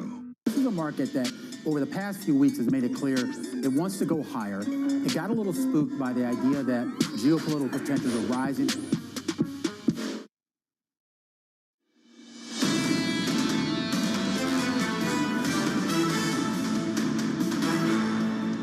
We're bringing on the new factories, which are yet to be depreciated, and that's a normal cycle in the business as we bring on, the 10 and then 7 nanometer costs at scale. So it's very typical as we go through that, and then they build up in the longer term. So overall, we feel comfortable with the margin profile for the business to return to levels that the industry would expect. This is very normal cycles. But I'd also say, hey, we are investing for long-term leadership, and we're not apologetic about that. We are committed to be a growth company that is leading in technology, and between R&D, capital, we're going to make those investments to have that occur. We have an analyst session at the end of the year where we're going to lay out that multi-year picture to the marketplace more clearly. But overall, we're not concerned about Q3 margins. We're being more competitive. The products are being well accepted by our customers, and we are exactly on the strategy that I've laid out. Now, I want to talk about the chip shortage. You said it hits bottom this year, but it'll linger for a couple of years. And I wonder how much that is adding to your optimism about the foundry business and taking on TSMC. Well, it certainly is a factor, Emily, because right now, everybody, what do you got? Can you run more wafers for me? There is this clear search for supply in the industry, which is a bit of a tailwind. There's also very few companies that can do leading edge technology. So, they're looking at us quite aggressively that way. Also, this rapid buildup of new capacity, it takes time. And building a new fab from scratch is a 3 to 4 year exercise to have it built. So all of that view of a cycle of significant demand, and as I've said, I think we're in for a decade of good semiconductor industry characteristics, because every aspect of human existence is going digital. Everything digital needs semiconductors. So as you look underneath that, this is going to be a good cycle for semiconductors. That was Intel CEO Pat Gelsinger speaking with Bloomberg's Emily Chang last week after the company reported second quarter earnings. Well, it's time now to talk to Tom Keene. He, of course, is co-anchor of Bloomberg Surveillance. Joining us now, Tom, it's all about the markets for you and I today. On the one hand, you have what's happening in China. The other hand, you have real yields, the 10-year dropping to negative 112 basis points, a record low earlier today. Markets are beneath the radar. They should not be, Kaylee. We've got a busy week, the Fed meeting, the tech earnings and all that. What we heard from the spin from Intel moments ago. The markets are screaming. The 5-year real yield has just popped down to, I believe, a record low. The 10-year yield is right on the cusp of it as well. The chart today is the 5-year inflation-adjusted yield with a very competent regression back a solid 20 years.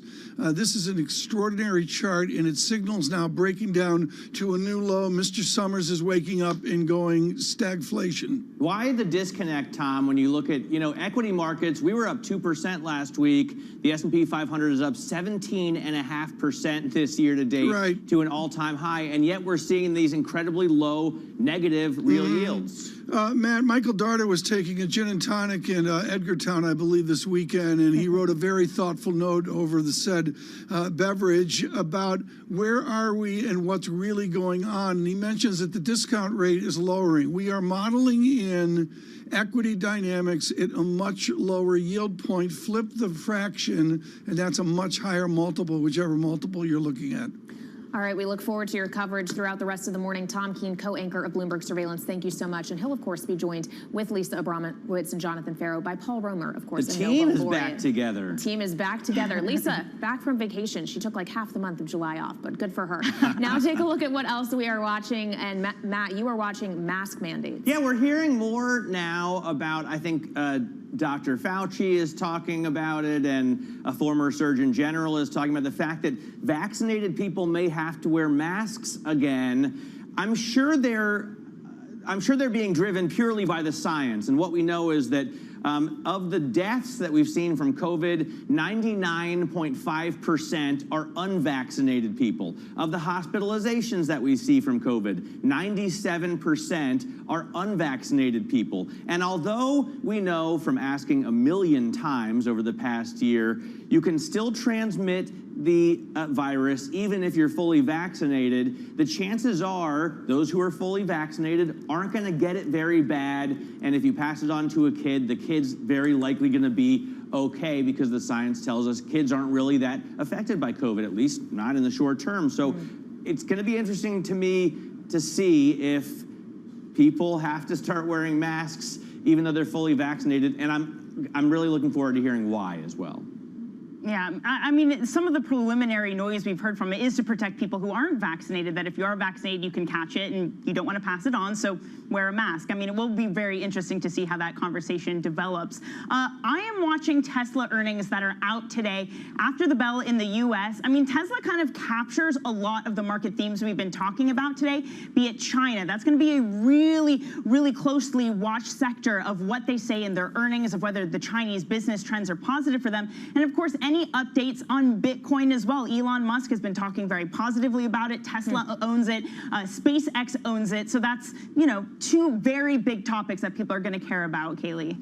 All right, Danny, well, I'm watching the markets. I'm also watching Capitol Hill and infrastructure talks in the Senate. We still do not at this point have a deal on that $579 billion bipartisan plan, but they are hoping to have it ironed out by early this week, maybe even today, so they can put it back up for a vote before that August recess, which is looming. Of course, if a deal is announced today, it still needs 60 votes to get through the Senate, so there remain question marks, but we'll see if agreement is indeed reached today. More Bloomberg surveillance is ahead. Stay with us. This is Bloomberg.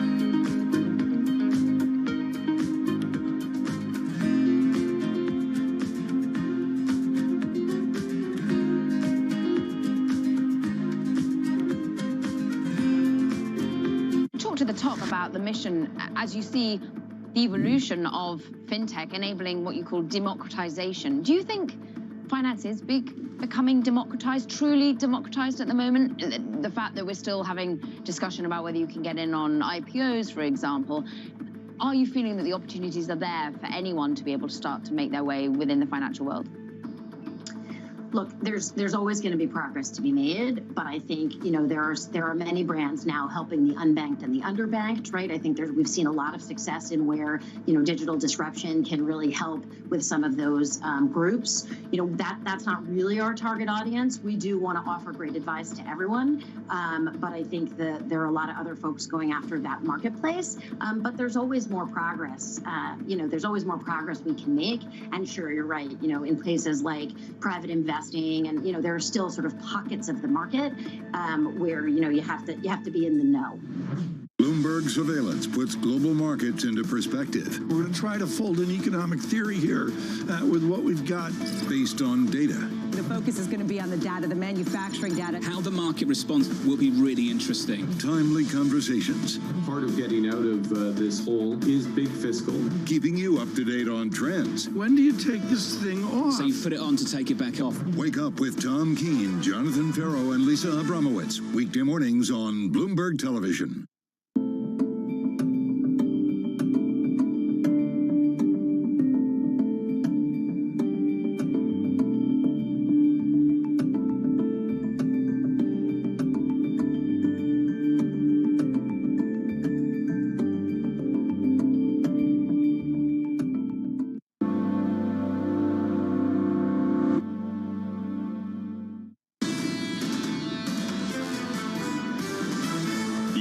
natural just sort of slowing in sequential growth. You're not going to keep growing at 10%. We're in a regime shift. We're going to now see growth decelerate and inflation decelerate. Inflation has already risen significantly higher than the Fed had earlier predicted it would. A lot of consumers are very forgiving now because they're finally being offered parole from cabin fever. Inflation is likely to run ahead of expectations, but I think it'll settle out at around 3%. This is Bloomberg Surveillance with Tom Keene, Jonathan Farrow, and Lisa Abramowitz. Let's get the week started from New York City for our audience worldwide. Good morning, good morning. This is Bloomberg Surveillance Live on TV and radio. Alongside Tom Keene, I'm Jonathan Farrow, back together again with the wonderful Lisa, back in her chair. She's back from her vacation, and I believe she has no vacation days left. We'll talk about that later.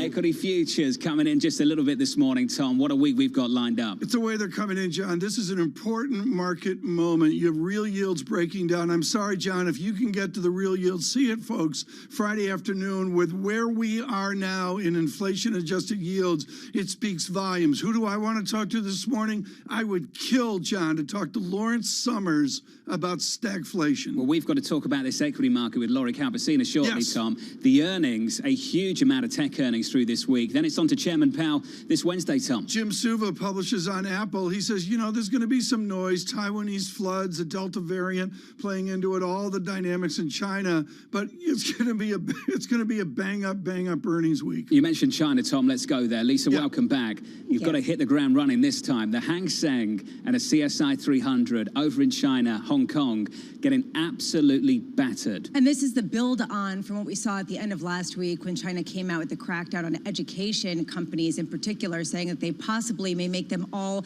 be not-for-profit, or they're going to crack down on the profitability of these companies. I find this interesting because regulatory uncertainty is taking on a new meaning in China. And a lot of people are saying these stocks are virtually uninvestable. And there's a broader question of how far China will go in this crackdown and why, John, they're doing it. CSI 300 down 3%, Hang Seng off by more than 4%, and some of the names listed over here, Tom, are getting crushed. DD, I think the poster child for some of that price action over the last month. But John, is it part of the overall market, or is it a truly idiosyncratic story? I'm reading it right now, idiosyncratic. Well, I think that's the issue at play for a lot of people. What's the transmission mechanism for this sell-off to bleed into the rest of the world, into global markets? A lot of people talking about maybe the middle of 2015. Who remembers that? When the equity market bubble in China popped. I think this is very, very different, Lisa. And a clear message, when you think out something like education, it's hardly surprising that an autocratic regime like the Communist Party in China wants to clamp down on the privatization of education. Point one. Point two, I'm surprised that they allowed the proliferation of that particular industry in the first place. There's a larger question, though, that you asked earlier, which is at what point is there a transmission mechanism? Is this idiosyncratic, or is this something that could spread to the broader market? I'm very curious to hear from Lori Calvasina about the momentum of earnings per share revisions, upwards, downwards. The momentum is actually declining. This is what I was thinking about as I was communing with my people, the loons and the bears up in the Adirondacks. That's your constituency. Yes, correct. Lisa returning to her constituency over the last week. Welcome back. Thank you. Lisa, good to have you with us. Thanks. Let's get to the price action this Monday morning. Good morning to you all. If you're just tuning in, equities down about 9 off the lows of the session, negative 0.2% on the S&P. Into Monday, 4-day winning streak on the S&P 500, and a really tidy, nice big week of gains on the S&P, the Nasdaq and the Russell as well. We'll talk about that in a moment. Yields lower on a nominal yield by 3 basis points, Lisa, 124.62. It is the real yield that gets your attention, I'm sure. Yeah, definitely. Negative real yields, the most negative they have ever been when you look at the 10-year real yield in the United States, raising questions about how patient the Fed will be, what kind of communication. Will they come out more dovish on Wednesday when Fed Chair Jay Powell gives a press conference? It is such a busy week. Today, a little bit less so. 10 a.m., we're going to get new home sales. The expectation is actually for a gain after a surprise decline at last reading after, of course, prices rose to the highest levels ever. There is a question of this supply-demand dynamic, the idea of just, is there enough supply to meet demand? This is the persistent story almost in every industry post-COVID. And then 1 p.m., kicking off a big week of Treasury auctions. And I'm interested in this. About $60 billion of 2-year Treasury notes being sold. The idea here is how much pushback is there on the idea that the Fed will remain on hold, will remain patient, even as we see these inflationary pressures persist? A lot of questions around what does transitory mean and how much will the Fed potentially redefine this as it sees it fit? And then, of course, after market, Tesla, among the big names that are going to be reporting earnings this week. John, you were talking about big tech. And of course, we're going to expect to see some sort of indication in China demand, supply chain issues, batteries. And I'm interested in also how much their carbon credits continue to support their profitability, as well as potentially selling some of the software behind the autonomous driving, John. Lisa, thank you. Tesla, after the close, reporting earnings a little bit later this afternoon. Then it's on to Apple, Microsoft tomorrow, Facebook Wednesday, and then Amazon this coming Thursday. Let's get to Lori Calvasino, RBC Capital Markets Head of U.S. Equity Strategy. And Lori, let's start right there. What are we learning so far from the incoming earnings? So look, I think this is going to be the pivotal week, right? It's crazy busy. We've got well over a third of the S&P and some of these, including some of these big tech behemoths. You know, I think what we're learning so far is that the value side of the market, the financials in particular, look like they're the weak link at this point in time. So far, we've actually seen some resilience in areas like technology and growth revisions generally, while we've really just continued to see continued slippage on the financial side. So I really want to see this week if we're going to get confirmation of that trend, if we're going to maintain that tech resiliency. Look, I think in terms of other things that we are learning, you know, one of the fascinating stats over the past week that I saw was that 2021 bottom-up S&P EPS moved up a couple bucks, but 2022 stayed flat. And so the growth rate for next year came down a little bit. I want to see if we're really going to continue to see that enthusiasm build on next year. If not, I think we interpret it as sort of a continued slippage in earnings sentiment. And we're seeing other things that suggest that that's happening as well, despite some of these really strong beats that we're getting. Do you think downgrade risk is starting to build here, Lori, looking ahead to next year? I think so. I mean, I think the issue, right, it's a question of the rate of change versus the dollar level. And that rate of change we have very clearly seen for 2022 starting to slip just a tiny bit. Now, the tech companies could cause that to reverse, but what we've basically got now is peak upward revision. So if you looked back in June, the rate of upward revisions in the S&P 500 was 78%, and so far in July that has slipped to 74%. So what you have first is a deceleration of upward revisions. You just get fewer and fewer of them, and then it eventually translates into downward revisions. And those downward revisions may take a little bit of time to come, but it does look to me that we're already in that decelerating upward revision pace, and about half the sectors are contributing to that right now. Lori, a two-part question with a one-part answer, and it's the idea that can stocks rise amid slow growth, rates come in, real yields come crashing down, and yet we're supposed to believe that equities rise. And I combine that with a wonderful Jeffrey DeGraff over at Renaissance, who says, look, you can't have momentum unless you have breadth. Which is it right now? Momentum, or we need rebuilding breadth? So look, I would say the composition of the market is very, very different than it's been in the past, and it depends on what causes that choppiness. Right now, we've got a market that's concerned about slower growth, not an outright recession. And so that's feeding these secular growth trades, it's feeding the tech trade, and the overwhelming market cap bias right now is towards that growth and tech sector. The TIMT space outweighs the cyclicals, and that's not normally the case in the S&P 500. If you were to see an outright growth scare where really something more nefarious has begun to be anticipated and the market wants to flip out of secular growth and into defensive, that will drag the market down. But while we're in sort of this purgatory of slowing growth that's not that bad, you could actually see the market continue to creep up just because of the composition of the market cap right now. So let's talk about the composition and the idea that growth, you're seeing more earnings revisions upwards, that they are stronger in the growth stocks than you're seeing even in value, despite the fact that you're seeing this potential rotation. What does this mean to you? So, one thing I've noticed on the value side, and we make the case that sort of the cyclicals are dragging down the revision ratios. It's actually only part of the cyclicals. It's the financials. The energy companies have still been decently strong. The materials companies have still been decently strong. For us to really say there's a massive problem on that cyclical trade, we'd probably need to see the energy and materials sectors start to falter a bit, and the industrials as well. We're not seeing that yet, but it's clearly something we've got to keep an eye on. Lori, great to catch up with you. on a massive week ahead. Good to see you again. Laurie Calvasino, RBC Capital Markets, head of US Equity Strategy. Laurie mentioning the composition of this market, heavily weighted towards big tech. So let's go through the week. Apple, more than 6% of the S&P 500, report tomorrow. Microsoft, almost 6% of the S&P 500, report tomorrow. Amazon, Thursday, more than 4% of the S&P 500. Facebook, coming a little bit later in the week, Wednesday, a little bit more than 2% of the S&P. And then Alphabet, 4% of the S&P, Lisa. They come after the market tomorrow. That's a massive lineup, a huge chunk of change on this S&P 500. And the expectations are high. However, cash flow has been incredible as well.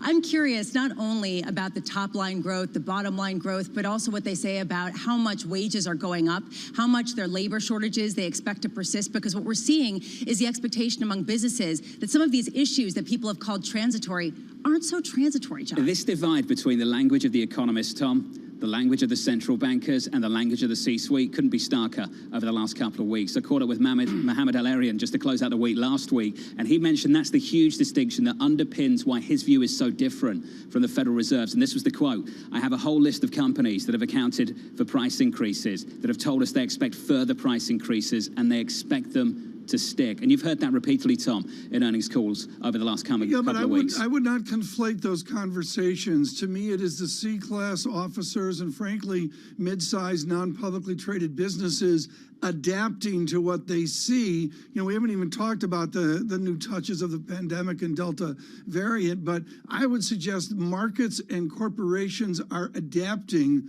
to the efforts of those institutions. And there's price tolerance there, Tom. And Lisa, that's the encouraging part of all of this for corporate America, I guess. That is, however, you have to wonder how much is being passed on to the individuals who are purchasing things. Even President Biden acknowledging this at that point. Slowly, a change of language at the White House. Really nice piece from the team down in D.C. on that we'll get to a little bit later. We'll head down to Washington in about 5-10 minutes on this program. On your S&P 500, we're down 8. We're negative almost 0.2%, and a wonderful lineup for you to kick off the trading week. In the 8 o'clock hour, Paul Romer, the NYU professor and Nobel laureate. Looking forward to that at around about 8:30 Eastern. From New York City this morning, good morning. This is Bloomberg.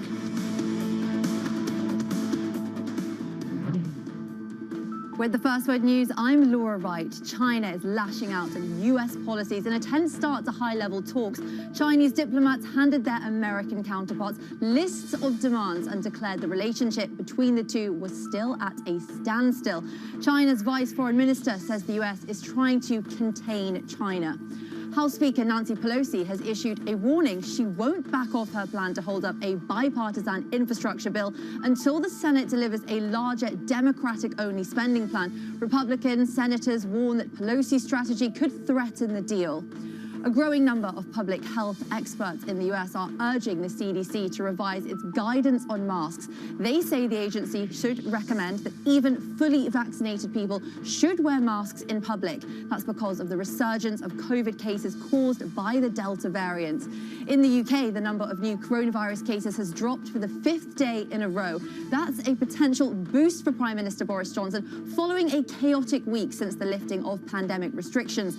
Johnson's government has sought to encourage a return to normal life over the summer.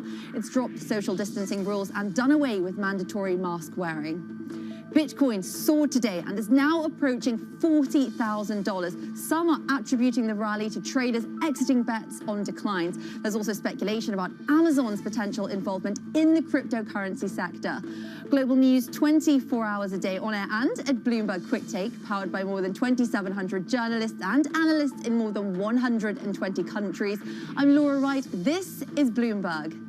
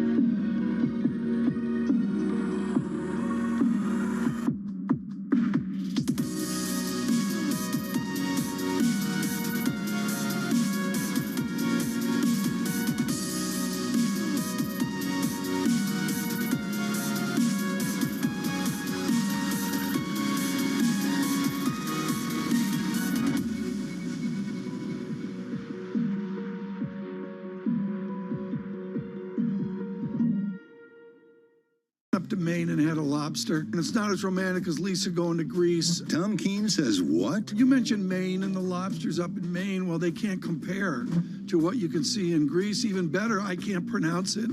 Astacoma carinata. I nailed it. It's not thera, whatever. Astacoma. You're nailing it. Carinata. You're nailing it. We're figuring out the hard stuff for you on Bloomberg Surveillance. Mornings on Bloomberg Television and Radio.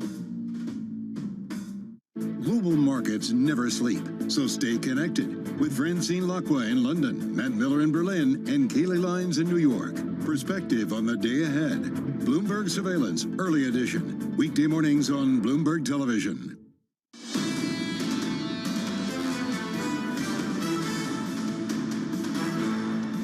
The bill is not as green as I would like it to be, the infrastructure bill. And I think that it's something we could have passed a long time ago, even before the climate crisis was readily known to everyone. But nonetheless, I hope that it will pass. We're told this might be the week. It might be the week. That was House Speaker Nancy Pelosi on ABC this week. From New York City this morning, good morning. Alongside Tom Keene, I'm Jonathan Ferro. Back together again. Lisa's back in the seat. Good to see you, Lisa. Your equity market down 8 on the S&P 500, negative 0.2%, well off session lows, a bounce back in the last couple of hours. Yeah. In the early part of this session, we had a little bit of a nosedive a few hours ago, Tom. Outside of that, in the bond market, yields lower by 2 or 3 basis points, 124.79. Euro just a little bit stronger, trying to reclaim a 118 handle at 117.94. Tom, that currency pair advancing 0.2%. Yeah, I mean, it's a little bit of a pickup here in the last 90 minutes. I look at the 10-year yield of 4 digits, 1.2479. But, John, the set on this Monday into a huge news week is decidedly towards lower yields. People still asking the same question, Tom, whether it's 125 or 112.60 last week. What are we doing down here? And that's what I imagine the conversation might look like on the FOMC as they get together tomorrow and conclude that meeting on Wednesday. Yeah, but and looking at European yields, Swiss 20-year, which is my benchmark, comes in lower and not through to record lows. But nevertheless, the settling here of lower yields this morning talks about growth. On the growth of infrastructure debate in Washington, Emily Wilkins joins us now, Bloomberg government reporter. Emily, our team was channeling Greg Valliere this morning. He minces no words. Speaker Pelosi is the most important person in Washington this week. Why is that? Because she is the one who's going to be needing to hold the House members together. And what happens in the House is incredibly critical to what happens in the Senate. You are seeing a number of House lawmakers come out at this point and try and make demands about what they want to see in that bipartisan infrastructure bill, threatening to vote against it. I mean, I know that we're talking really tight margins in the Senate with those 50 senators all needing to be on board, but the House has equally tight margins. They can only afford to lose about 3 to 4 Democrats on any vote before things aren't going to be able to happen. And as you saw over the weekend, Pelosi is continuing to stake out a strong stance, saying that she's not going to move that bipartisan infrastructure bill until the larger $3.5 trillion reconciliation package is ready to go, and sort of setting the tone for how this will be moving through Congress and to the White House. So the liberals say, Speaker Pelosi, go get him. When does she, or how does she, or what's the process where she blinks? Is it a phone call from Senator Biden? I mean, it might wind up being that. Should the White House decide that, look, this is a strategy we need, we're going to need to make sure that the infrastructure bill moves first. But right now, the calculation for Pelosi, as well as the calculation for other Democratic leaders in the White House and in the Senate, is that they are going to be able to move that infrastructure bill through the Senate, get it to the House, and then move that reconciliation bill very quickly through as well, so that the two of them can be voted on in the House together. Big concern for Democrats, progressive Democrats, is that the infrastructure bill gets done and then suddenly there are no more votes or no more momentum for that larger reconciliation package. Emily, last week when I was communing with the Loons and the Bears in upstate New York, I was trying to make sense of the question that John and Tom were talking about of why Treasury yields fell to 1.12% or something crazy last week, the lowest ever, given the fact that we're looking at, basically a GDP that we're going to talk about potentially 13% annualized this year. A lot of people pointed to lower expectations for anything getting through. And if anything gets through for infrastructure, it'll be on the smaller side. Do you feel like there has been a shift in Washington, D.C. as well? This idea that perhaps people are lowering their expectations, lowering their hopes, and that something won't necessarily be big and bold, period, full stop? There are definitely people in D.C. right now, very smart people, who think that we're going to wind up seeing a smaller bill, or that we'll only see infrastructure pass without this larger reconciliation package, or this $3.5 trillion reconciliation package is going to be going much, much smaller. But at this point, a lot of it's going to be coming down to this week. Are we going to see this bipartisan group of senators come out with an agreement? I mean, Rob Portman, one of the lead Republicans with that bipartisan group, said they're 90% of the way there over the weekend. 90% is not 100%. They've been saying that they're so close for so long now. And it's going to hit the point soon where Democrats are just going to turn to President Biden, turn to Senate Majority Leader Chuck Schumer and say, hey, if Republicans don't want to go with us, screw it. Put the infrastructure stuff in that larger reconciliation package and let's get something done. Yeah. The concern, again, is that they don't want to be held up by the Republicans too long. The broader question is also the conversation around inflation and how much that's shifting. We're seeing President Biden change his tone, acknowledging that people are spending more when they go out and buy basic goods and services. How much is this weighing on the debate? Right now in Washington, when I talk to lawmakers, if you talk to Republicans, they will talk about inflation as a way of criticizing that larger package Democrats are trying to move.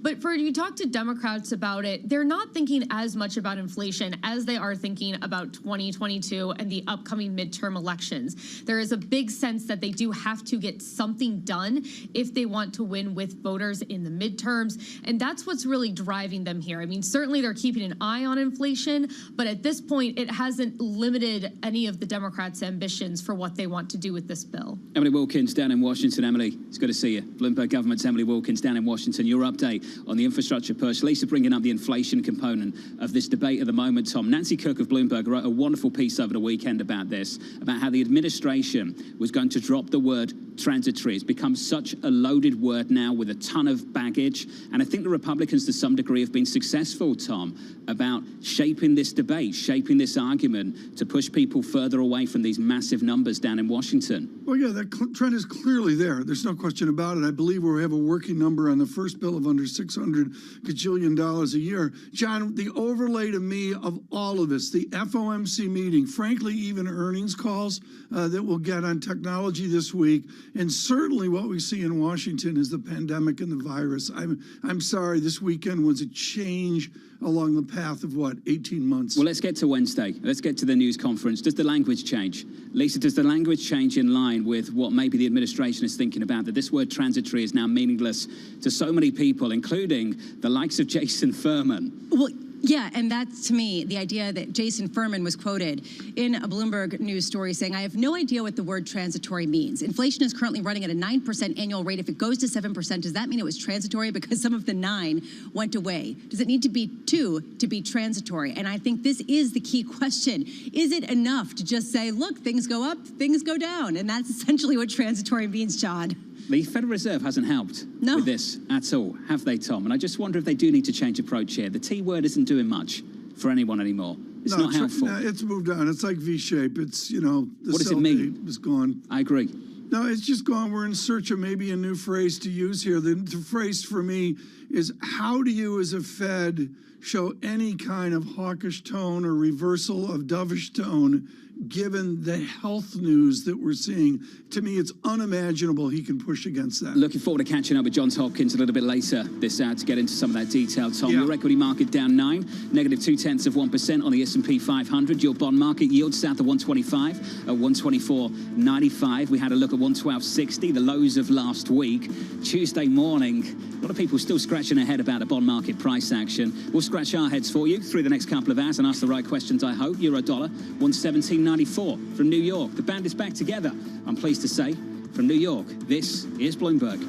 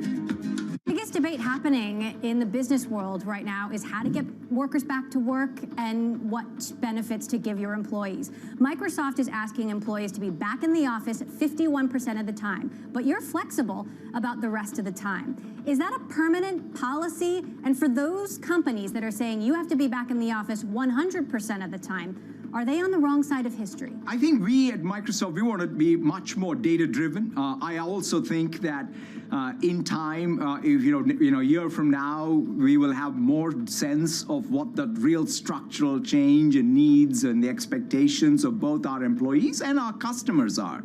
And we'll really think about long-term policies based on, quite frankly, having all of that data behind us, because otherwise I think we are trying to come up and being too overly dogmatic when I think we need to be more experimental in our approach to return to work, because I do fundamentally believe the world's changed. Bloomberg has enhanced search on the terminal to deliver what you need when you need it. Now, you can simply type phrases in everyday English in the command line. Compare financials. Find people. Analyze markets. You can enter phrases or ask questions. What do you want to know today? Ask a question or visit SearchGo to find answers now. Valuations, particularly, sort of the technology landscape, have gotten to some pretty extraordinary levels. So I think it's not a surprise. I don't think it's any indication of the beginning of the end, but I do think markets don't like uncertainty.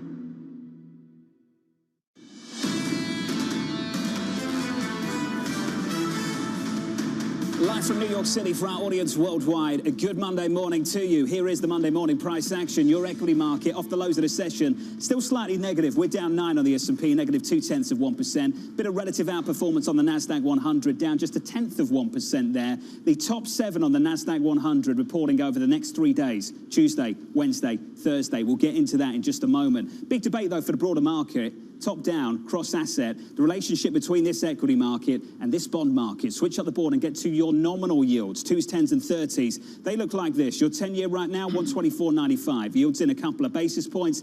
Yields lower on the day, the curve flatter on the session. Over the last couple of weeks, though, we've been all over the place. The round trip from 112.60 at the lows last week all the way back through 130, and now somewhere in between on 10s. But the big headline of the morning, and Lisa loved this one, I'm sure, when she returned back to work. Switch up the board, this chart right here. Real yields, 10-year real yields, a record low negative 1.12%. And the last time we were in and around these levels and we had the NASDAQ outperforming was the back end of August. And I don't know if this moment has echoes of that. The difference for me, what I think is happening here, and we've talked about repeatedly, Tom, is how we've unwound the positive growth shock of Q1 in this bond market completely, entirely through the year so far. And if you look at this move from January through to where we are now, that's been the story for me. A series of aggressive upward revisions to growth through Q1, real yields adjust, and then we completely unwind the whole thing over the last couple of months, Tom. John, thanks so much. We have a set of headlines out in the last hour from Asia, and it is an Asia in turmoil, obviously because of the pandemic, but much, much more than that, including China action. U.S. officials are meeting with Chinese officials. I'm going to call it, it's not Biden-Xi, but it's important senior meetings, and the headlines are simple. The United States urges China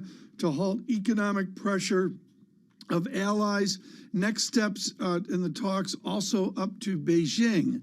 And that is a continuum of Asia. That is something that Juliet Sally specializes in Singapore, and we're thrilled to drag her in on her Monday evening. Juliet, in the 1,500 miles from Duterte's Philippines to your Singapore is the span of Asia. Duterte has monsoons, flooding in Manila, 13 million people, and a pandemic going the wrong way. Singapore is a trophy child of successful pandemics, but both of you have to deal with China. What does the region look like right now, since everyone has to deal with China? Yeah, absolutely, Tom. It is the key sticking point. And I think what was really interesting about these talks that we had from these officials today was that they were hopefully going to set up talks between Presidents Xi and Biden at the G20 in October. That's at least the hope. But it certainly is the key theme for here in Asia and for investors in Asia too, and also just in terms of opening up this economy too, because remember, China pretty much has its borders shut due to the pandemic, as does Hong Kong, as do we here in Singapore, and most of the Asian nations. So it is a matter of trade. We heard those digital free trade agreements announced a couple of weeks ago, and also just in terms of how this region is going to move with what everyone is calling the new normal once you see vaccination rates pick up. But they are very different across the region as well, Tom. Juliet, is the idea here for these U.S.-China talks to set the stage for that potential October meeting between Presidents Xi and Biden, or is there something more substantial that could come of this, a tangible kind of result, in addition to the headlines that we expect that talks have shown that a deteriorating relationship with the U.S. and China is ongoing? Well, yeah, and that's been the key theme really since about 2018, hasn't it, Lisa, particularly at the height of the Trump administration, as we started to see those relations between Washington and Beijing unravel and then move into the new administration, the new Biden administration, trying to, I guess, change things here too. But as you alluded to earlier with these headlines coming through, it does seem that at this point the ball seems to be in Beijing's court. I do want to talk more broadly, though, about this clampdown that we have seen from Beijing once again, creating a lot of regulatory headwinds, particularly for foreign investment. And that's what we saw across equity markets today with this big clampdown coming through on the education sector. We had heard rumors of this on Friday, which flowed through into Wall Street session. Then we had the confirmation on Saturday that there is going to be a clampdown on this online education sector, a broader clampdown of the tech sector, which has seen the Hang Seng Tech Index wipe some $550 billion from its peak. Big selling, as you can see, coming through in a number of these key indexes today. The Hang Seng China Enterprises Index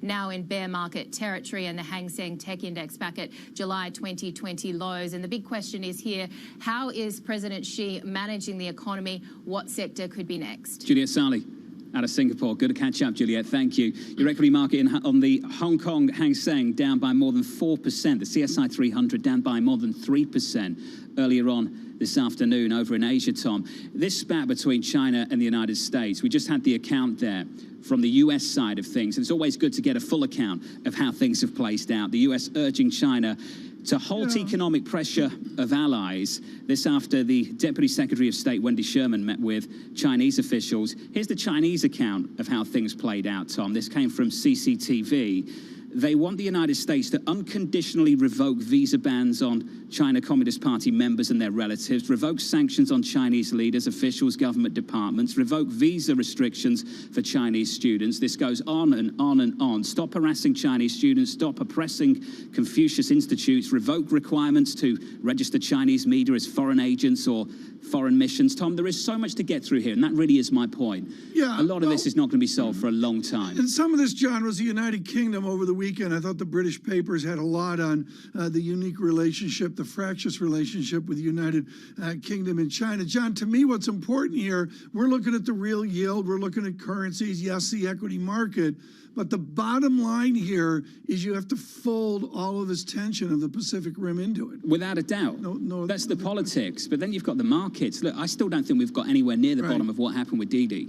Didi Global, Tom, to come here to the United States, and I'm surprised we haven't heard more from the administration on this, to tap U.S. capital markets, for the amount of money they tap U.S. capital markets for, and then for the Chinese regulator to turn around and reportedly had pre-warned them before they went public. There is a lot to work out here and unpack. There is. Right now, to continue this discussion as we go bigger, broader in this segment, Jed Dorsheimer joins us with Canaccord Genuity. Yes, he's a senior equity analyst, but far more than that, he's actually really committed to a study of sustainability. That's really been his hallmark at Canaccord Genuity. On Tesla, Jed, and the linkage of Tesla as a global company, are they getting it done? They have so far. I mean, Tesla should be credited with what they've been able to do in terms of leading the pack. Now, I think, as we look at this quarter, there's a couple challenges that Tesla has in front of it. We've already got the delivery numbers out, but as you look at the S and X, really it's the 3 and Y that are carrying things for them. So we need to figure out what's going on with S and X and their ability to ramp. But maybe just taking a step back, as you kind of talk about the broader picture, competition in EVs is certainly heating up. And that has been from Tesla leading that path.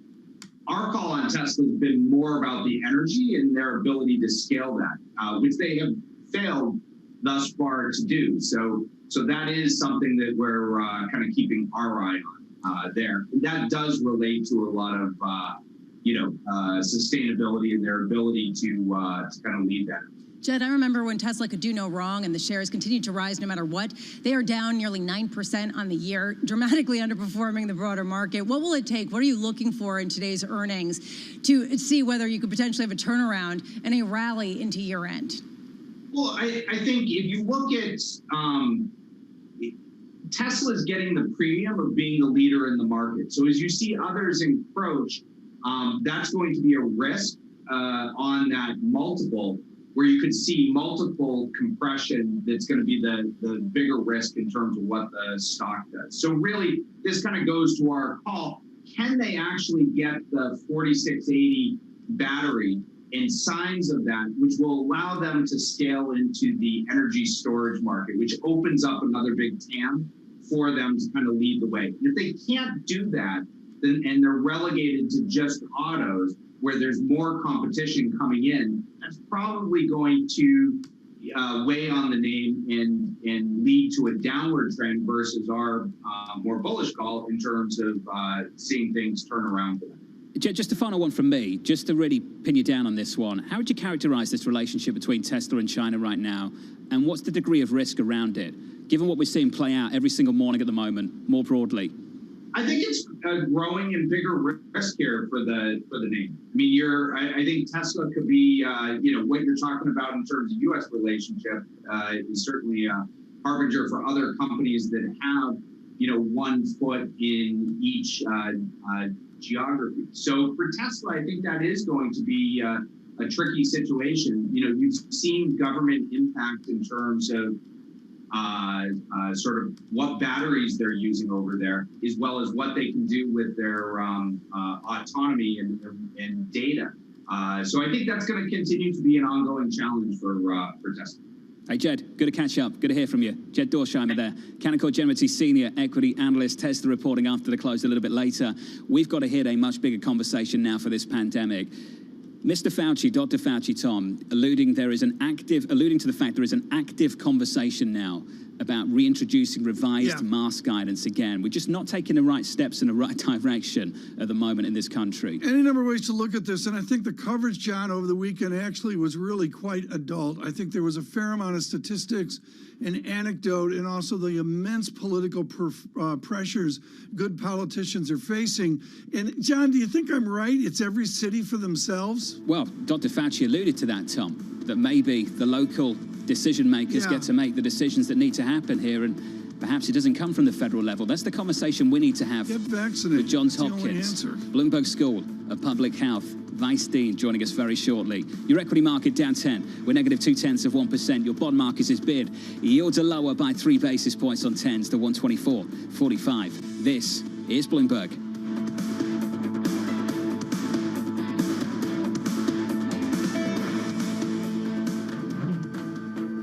With the First Word News, I'm Laura Wright. The White House is shifting the way it talks about inflation. Polls show there's increasing voter concern about rising prices, and Republicans are trying to use the issue to kill President Biden's plans to spend trillions on social programs amid infrastructure projects.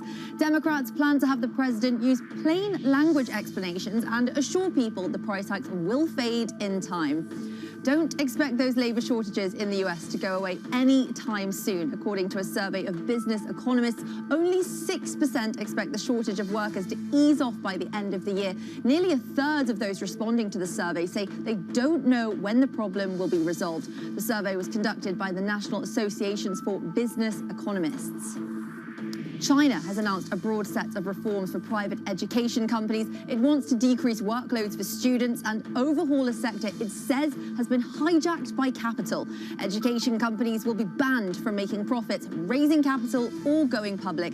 That sent shares of edtech companies plummeting. In the US, NBC saw a huge decline in viewership for the opening ceremonies of the Olympics. Friday's event drew in around 17 million viewers, including people who streamed the event on NBC's digital platforms. That's down about 36% from the opening ceremony in Rio 5 years ago. Global news 24 hours a day on air and at Bloomberg Quick Take, powered by more than 2,700 journalists and analysts in more than 120 countries. I'm Laura Wright. This is Bloomberg.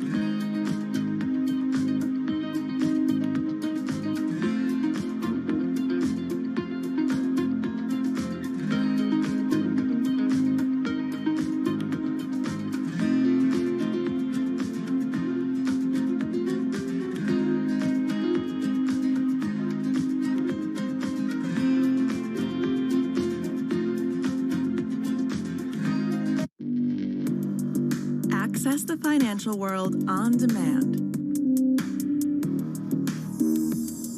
Hear from leading economists, policymakers, and industry experts.